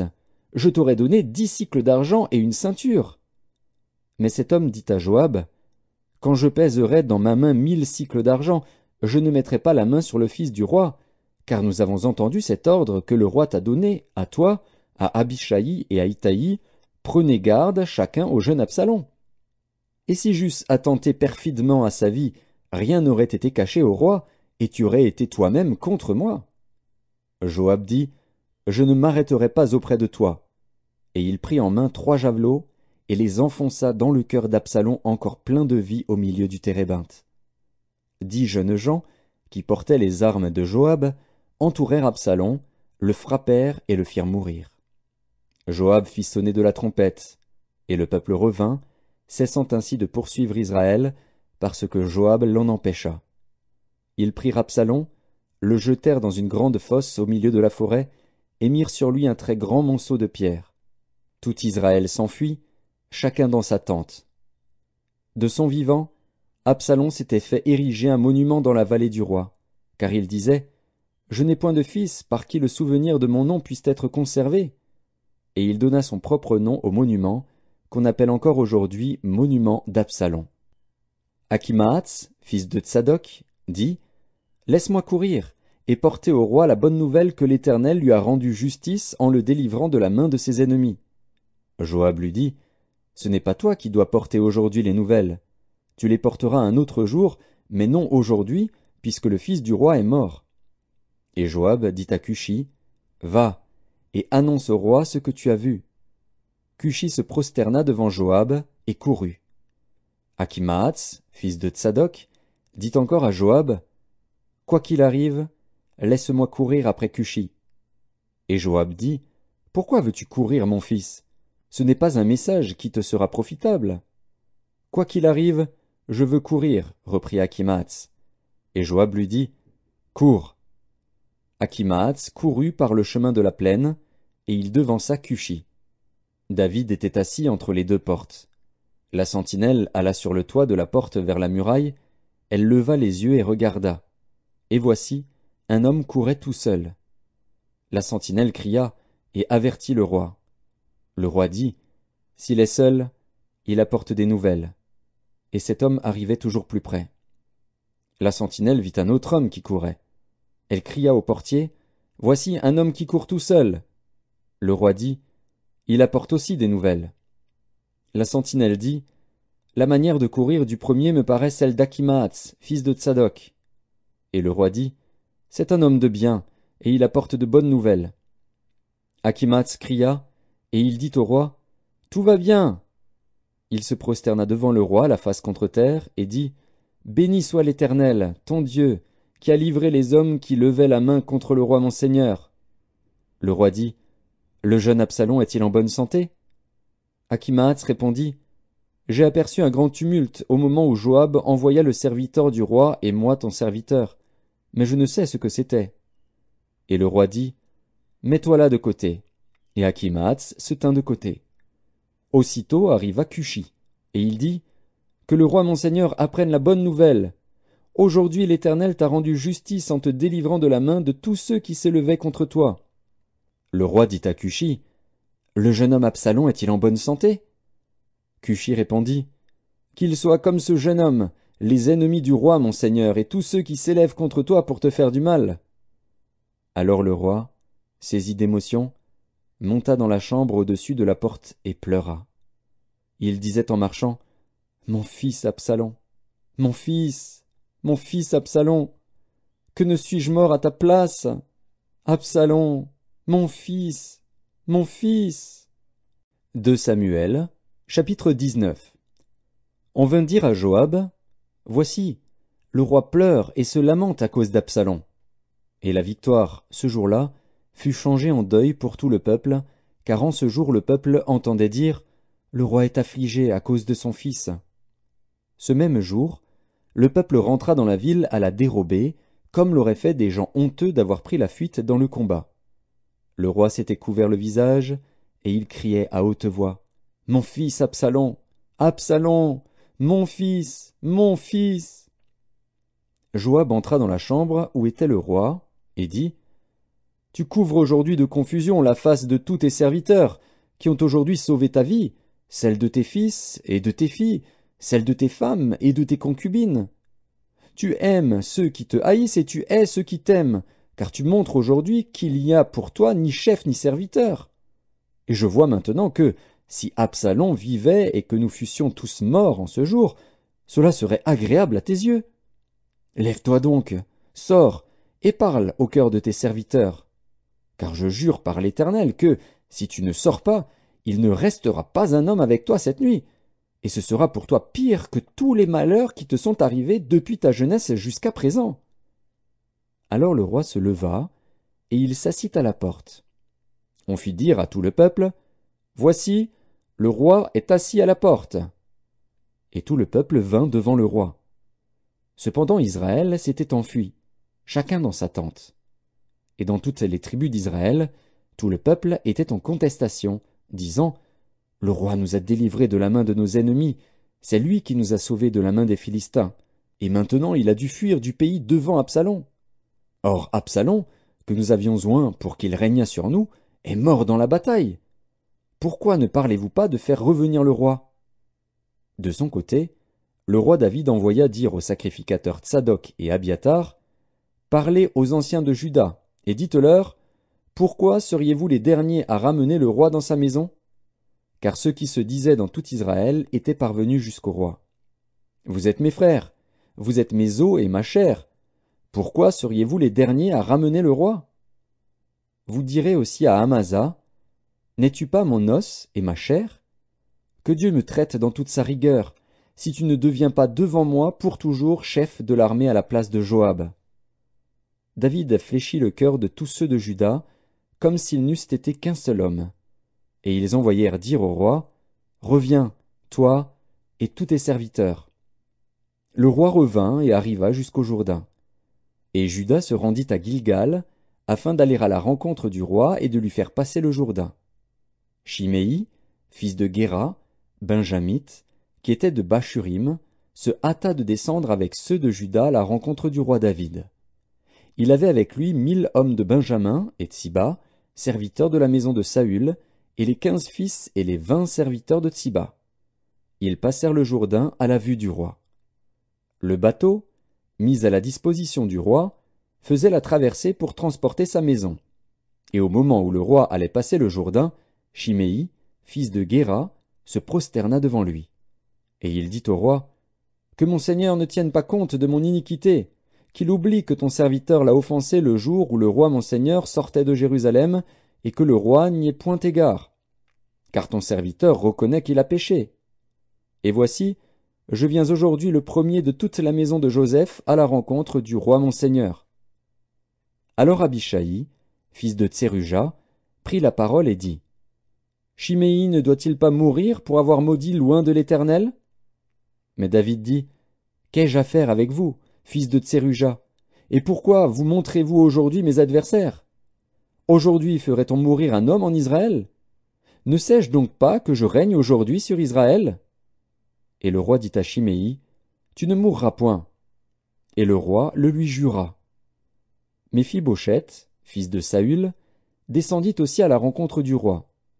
Il n'avait point soigné ses pieds, ni fait sa barbe, ni lavé ses vêtements, depuis le jour où le roi s'en était allé jusqu'à celui où il revenait en paix.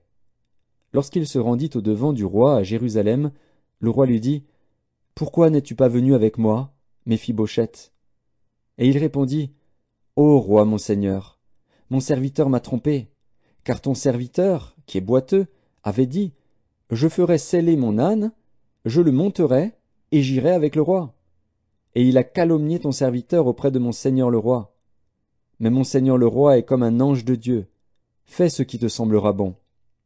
Car tous ceux de la maison de mon père n'ont été que des gens dignes de mort devant le roi mon seigneur. Et cependant tu as mis ton serviteur au nombre de ceux qui mangent à ta table. Quel droit puis-je encore avoir, et qu'ai-je à demander au roi? Le roi lui dit, À quoi bon toutes tes paroles?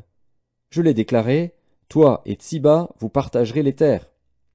Et Méphibosheth dit au roi, Qu'il prenne même le tout, puisque le roi mon seigneur rentre en paix dans sa maison. Barzillai, le Galaadite, descendit de Roguélim, et passa le Jourdain avec le roi, pour l'accompagner jusqu'au-delà du Jourdain. Barzillai était très vieux, âgé de 80 ans. Il avait entretenu le roi pendant son séjour à Mahanaïm, car c'était un homme fort riche.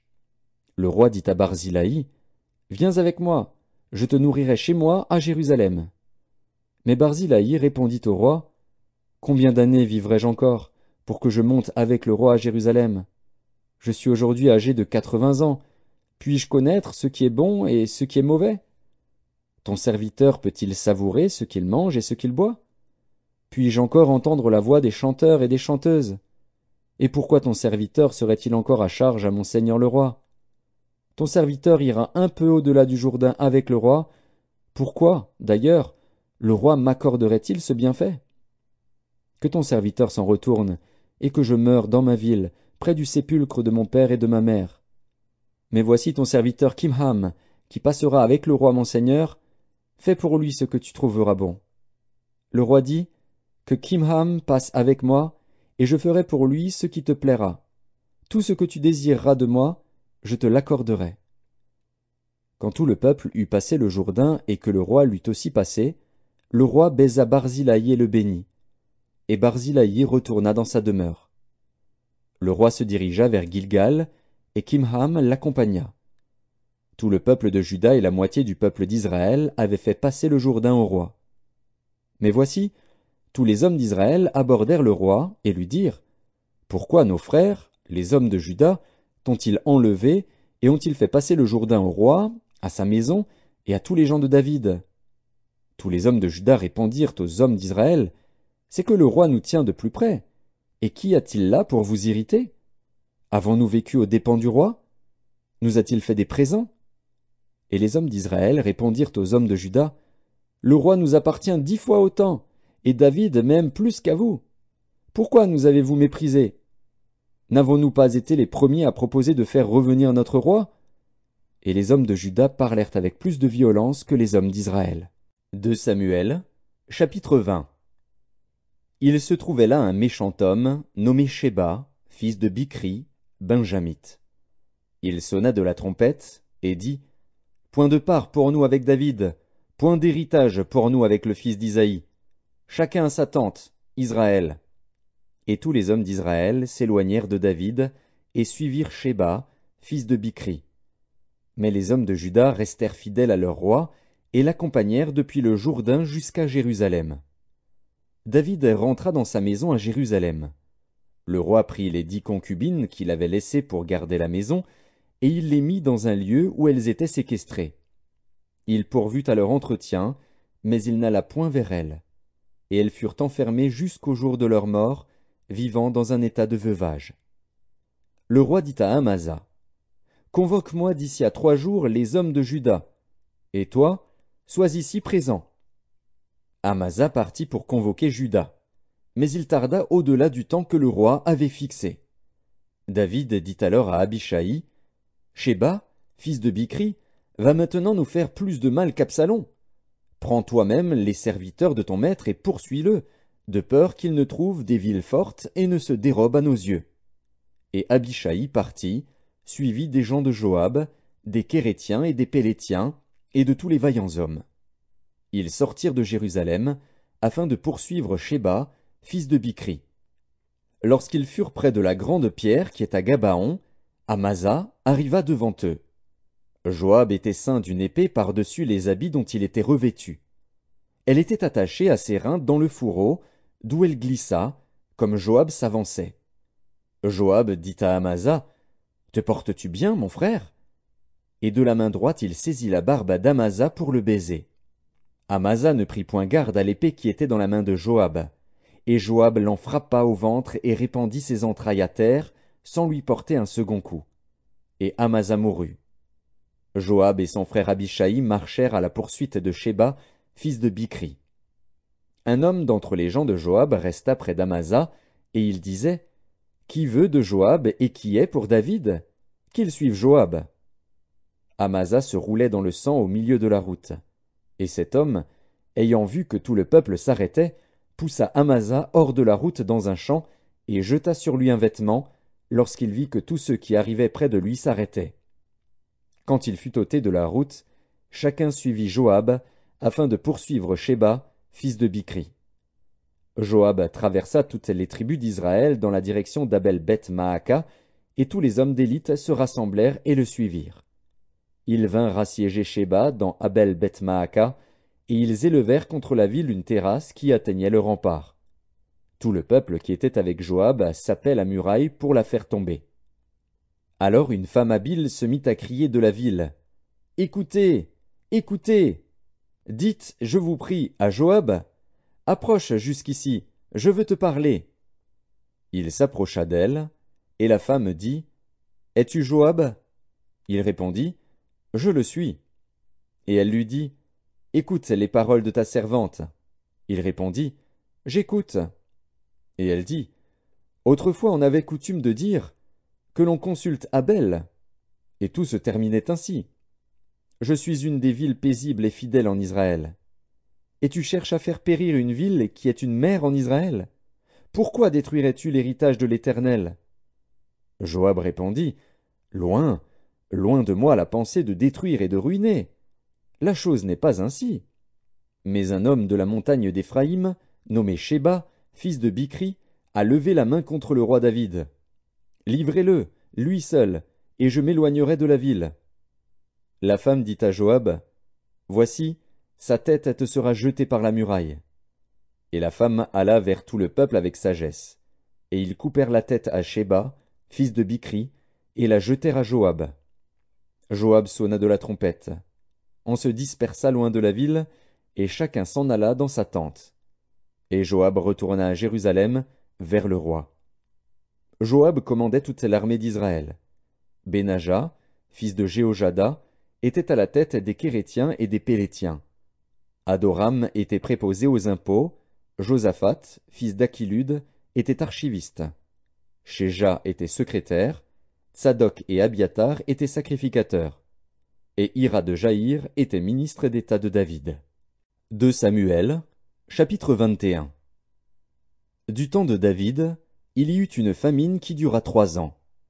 David chercha la face de l'Éternel, et l'Éternel dit, « C'est à cause de Saül et de sa maison sanguinaire, c'est parce qu'il a fait périr les Gabaonites. » Le roi appela les Gabaonites pour leur parler. Les Gabaonites n'étaient point d'entre les enfants d'Israël, mais c'était un reste des Amoréens. Les enfants d'Israël s'étaient liés envers eux par un serment, et néanmoins Saül avait voulu les frapper, dans son zèle pour les enfants d'Israël et de Juda. David dit aux Gabaonites, « Que puis-je faire pour vous, et avec quoi ferai-je expiation, afin que vous bénissiez l'héritage de l'Éternel » Les Gabaonites lui répondirent, « Ce n'est pas pour nous une question d'argent et d'or avec Saül et avec sa maison, et ce n'est pas à nous qu'il appartient de faire mourir personne en Israël. » Et le roi dit, « Que voulez-vous donc que je fasse pour vous » Ils répondirent au roi, « Puisque cet homme nous a consumés, et qu'il avait le projet de nous détruire pour nous faire disparaître de tout le territoire d'Israël, qu'on nous livre à 7 hommes d'entre ses fils, et nous les pendrons devant l'Éternel à Gibéa de Saül, l'élu de l'Éternel. Et le roi dit, je les livrerai. Le roi épargna Méphibosheth, fils de Jonathan, fils de Saül, à cause du serment qu'avaient fait entre eux, devant l'Éternel, David et Jonathan, fils de Saül. Mais le roi prit les 2 fils que Ritzpa, fille d'Ajja, avait enfantés à Saül, Harmoni et Méphibosheth, et les 5 fils que Mérab, fille de Saül, avait enfantés à Adriel de Méhola, fils de Barzilai. Et il les livra entre les mains des Gabaonites, qui les pendirent sur la montagne devant l'Éternel. Tous les 7 périrent ensemble. Ils furent mis à mort dans les premiers jours de la moisson, au commencement de la moisson des orges. Ritzpa, fille d'Ajja, prit un sac et l'étendit sous elle contre le rocher, depuis le commencement de la moisson jusqu'à ce que la pluie du ciel tombât sur eux. Et elle empêcha les oiseaux du ciel de s'approcher d'eux pendant le jour, et les bêtes des champs pendant la nuit. On informa David de ce qu'avait fait Ritzpa, fille d'Ajja, concubine de Saül. Et David alla prendre les os de Saül et les os de Jonathan, son fils, chez les habitants de Jabès en Galaad, qui les avaient enlevés de la place de Beth-Shan, où les Philistins les avaient suspendus lorsqu'ils battirent Saül à Gilboa. Il emporta de là les os de Saül et les os de Jonathan, son fils. Et l'on recueillit aussi les os de ceux qui avaient été pendus. On enterra les os de Saül et de Jonathan, son fils, au pays de Benjamin, à Tséla, dans le sépulcre de Kis, père de Saül. Et l'on fit tout ce que le roi avait ordonné. Après cela, Dieu fut apaisé envers le pays. Les Philistins firent encore la guerre à Israël. David descendit avec ses serviteurs, et ils combattirent les Philistins. David était fatigué. Et Jishbi-Bénob, l'un des enfants de Rapha, eut la pensée de tuer David. Il avait une lance du poids de 300 cycles d'airain, et il était ceint d'une épée neuve. Abishai, fils de Tseruja, vint au secours de David, frappa le Philistin et le tua. Alors les gens de David jurèrent, en lui disant, « Tu ne sortiras plus avec nous pour combattre, et tu n'éteindras pas la lampe d'Israël. » Il y eut encore, après cela, une bataille à Gob avec les Philistins. Alors Sibécaï, le Hushatite, tua Saph, qui était un des enfants de Rapha. Il y eut encore une bataille à Gob avec les Philistins. Et Elkanan, fils de Jaaré-Orégim, de Bethléem, tua Goliath de Gath, qui avait une lance dont le bois était comme une ensouple de tisserand. Il y eut encore une bataille à Gath. Il s'y trouva un homme de haute taille, qui avait 6 doigts à chaque main et à chaque pied, 24 en tout, et qui était aussi issu de Rapha. Il jeta un défi à Israël, et Jonathan, fils de Chiméa, frère de David, le tua. Ces 4 hommes étaient des enfants de Rapha à Gath. Ils périrent par la main de David et par la main de ses serviteurs. 2 Samuel, chapitre 22. David adressa à l'Éternel les paroles de ce cantique, lorsque l'Éternel l'eut délivré de la main de tous ses ennemis et de la main de Saül.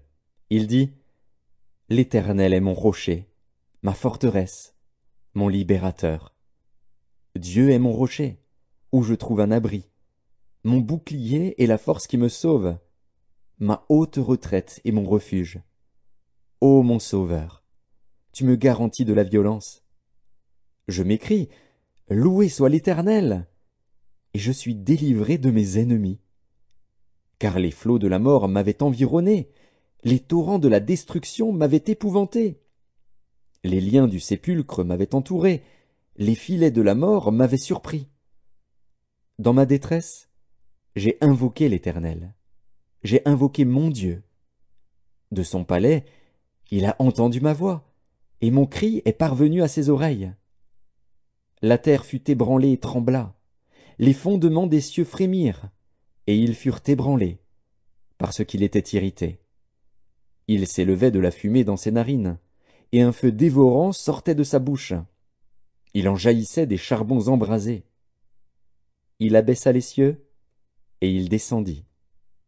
Il y avait une épaisse nuée sous ses pieds. Il était monté sur un chérubin, et il volait. Il paraissait sur les ailes du vent. Il faisait des ténèbres une tente autour de lui. Il était enveloppé d'amas d'eau et de sombres nuages. De la splendeur qui le précédait, s'élançaient des charbons de feu. L'Éternel tonna des cieux, le Très-Haut fit retentir sa voix. Il lança des flèches et dispersa mes ennemis, la foudre, et les mit en déroute. Le lit de la mer apparut, les fondements du monde furent découverts par la menace de l'Éternel, par le bruit du souffle de ses narines. Il étendit sa main d'en haut, il me saisit, il me retira des grandes eaux. Il me délivra de mon adversaire puissant, de mes ennemis qui étaient plus forts que moi. Il m'avait surpris au jour de ma détresse, mais l'Éternel fut mon appui.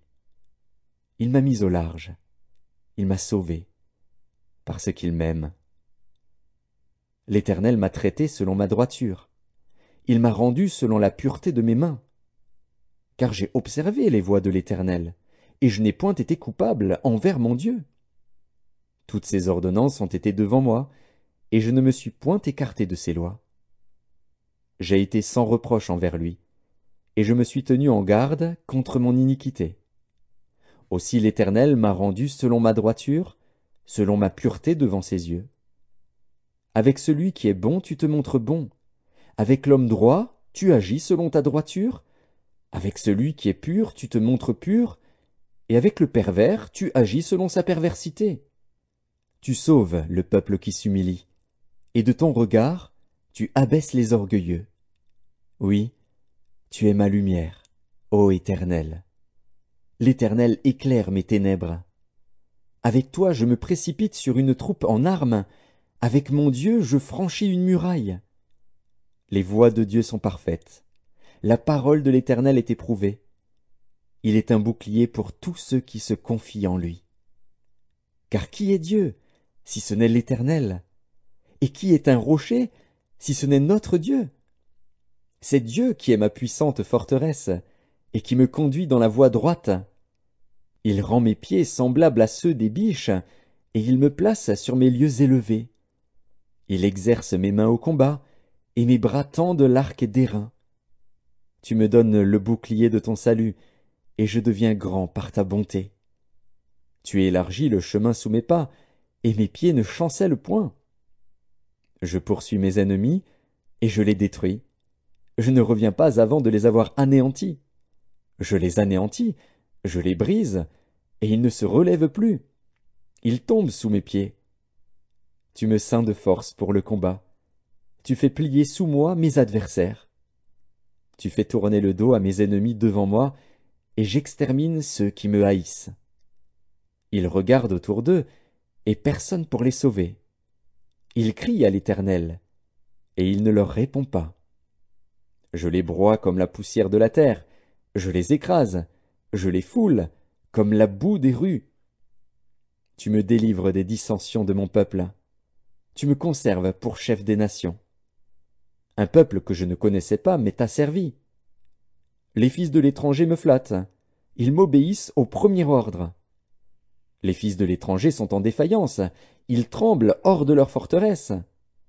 Vive l'Éternel est vivant, et béni soit mon rocher. Que Dieu, le rocher de mon salut, soit exalté, le Dieu qui est mon vengeur, qui m'assujettit les peuples, et qui me fait échapper à mes ennemis. Tu m'élèves au-dessus de mes adversaires, tu me délivres de l'homme violent. C'est pourquoi je te louerai parmi les nations, ô Éternel, et je chanterai à la gloire de ton nom. Il accorde de grandes délivrances à son roi, et il fait miséricorde à son oint, à David, et à sa postérité, pour toujours. 2 Samuel, chapitre 23. Voici les dernières paroles de David. Paroles de David, fils d'Isaïe, paroles de l'homme haut placé, de loin du Dieu de Jacob, du chantre agréable d'Israël. L'Esprit de l'Éternel parle par moi, et sa parole est sur ma langue. Le Dieu d'Israël a parlé, le rocher d'Israël m'a dit, « Celui qui règne parmi les hommes avec justice, celui qui règne dans la crainte de Dieu, est pareil à la lumière du matin, quand le soleil brille et que la matinée est sans nuages. Ses rayons après la pluie font sortir de terre la verdure. N'en est-il pas ainsi de ma maison devant Dieu, puisqu'il a fait avec moi une alliance éternelle, en tout point bien réglé et offrant pleine sécurité? Ne fera-t-il pas germer tout mon salut et tous mes désirs? Mais les méchants sont tous comme des épines que l'on rejette, et que l'on ne prend pas avec la main. Celui qui les touche s'arme d'un fer ou du bois d'une lance, et on les brûle au feu sur place. Voici les noms des vaillants hommes qui étaient au service de David. Josheb Bas-Shébet, le Tachkémonite, l'un des principaux officiers. Il brandit sa lance sur 800 hommes, qu'il fit périr en une seule fois. Après lui, Éléazar, fils de Dodo, fils d'Akoshi. Il était l'un des 3 guerriers qui affrontèrent avec David les Philistins rassemblés pour combattre, tandis que les hommes d'Israël se retiraient sur les hauteurs.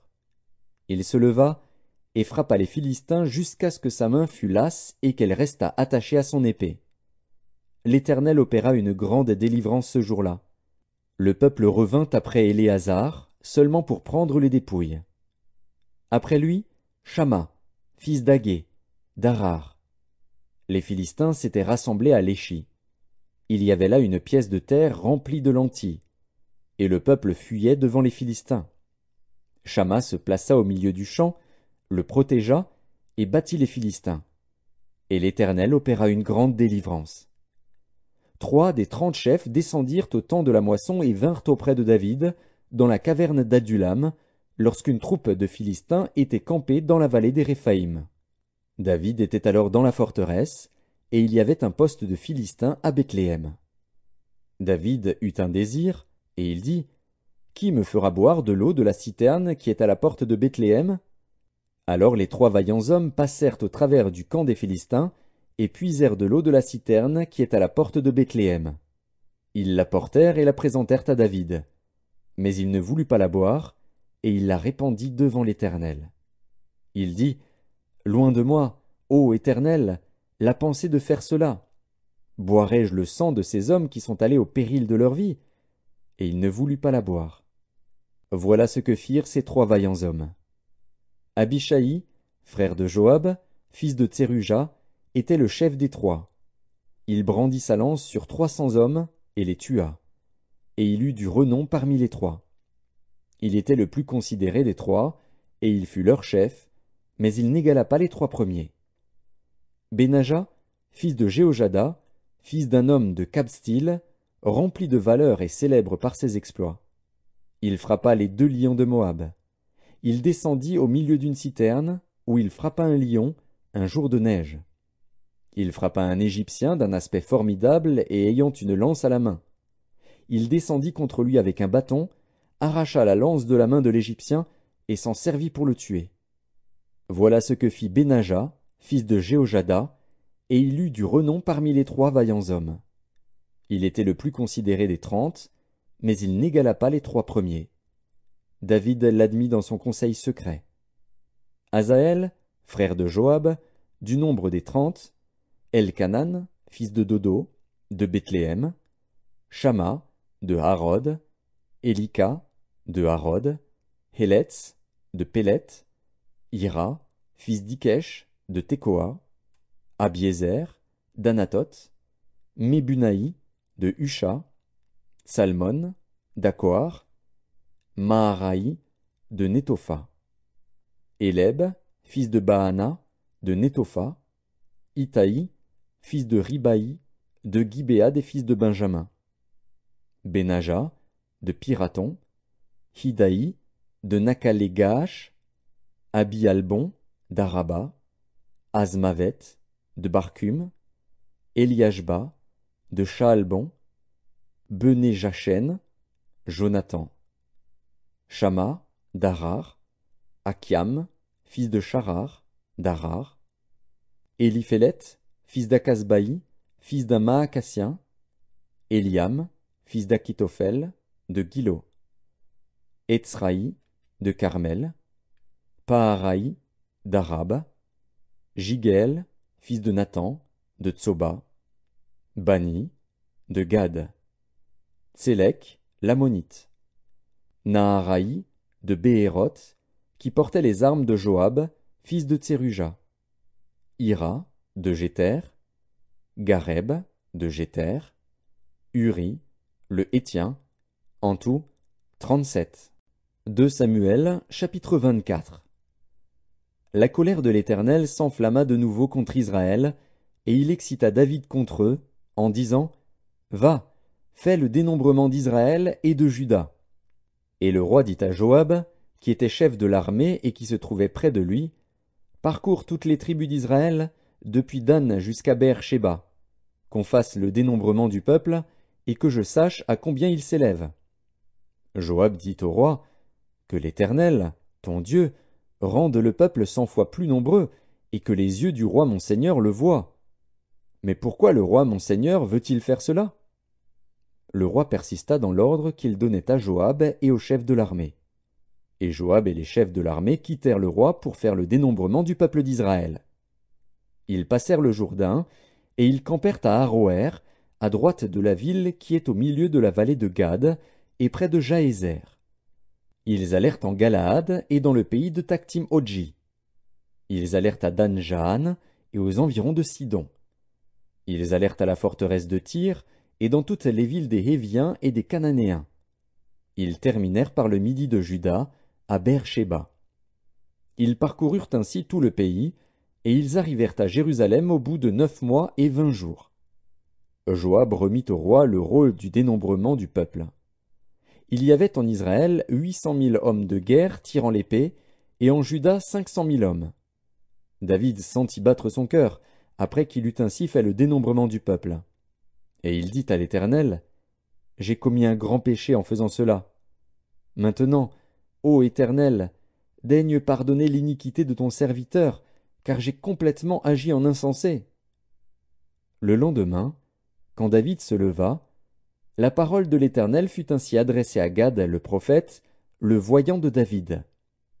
Va dire à David, Ainsi parle l'Éternel, je te propose 3 fléaux. Choisis-en un, et je t'en frapperai. Gad alla vers David, et lui fit connaître la chose, en disant, Veux-tu 7 années de famine dans ton pays, ou bien 3 mois de fuite devant tes ennemis qui te poursuivront, ou bien 3 jours de peste dans ton pays? Maintenant choisis, et vois ce que je dois répondre à celui qui m'envoie. David répondit à Gad, Je suis dans une grande angoisse. Oh, tombons entre les mains de l'Éternel, car ses compassions sont immenses.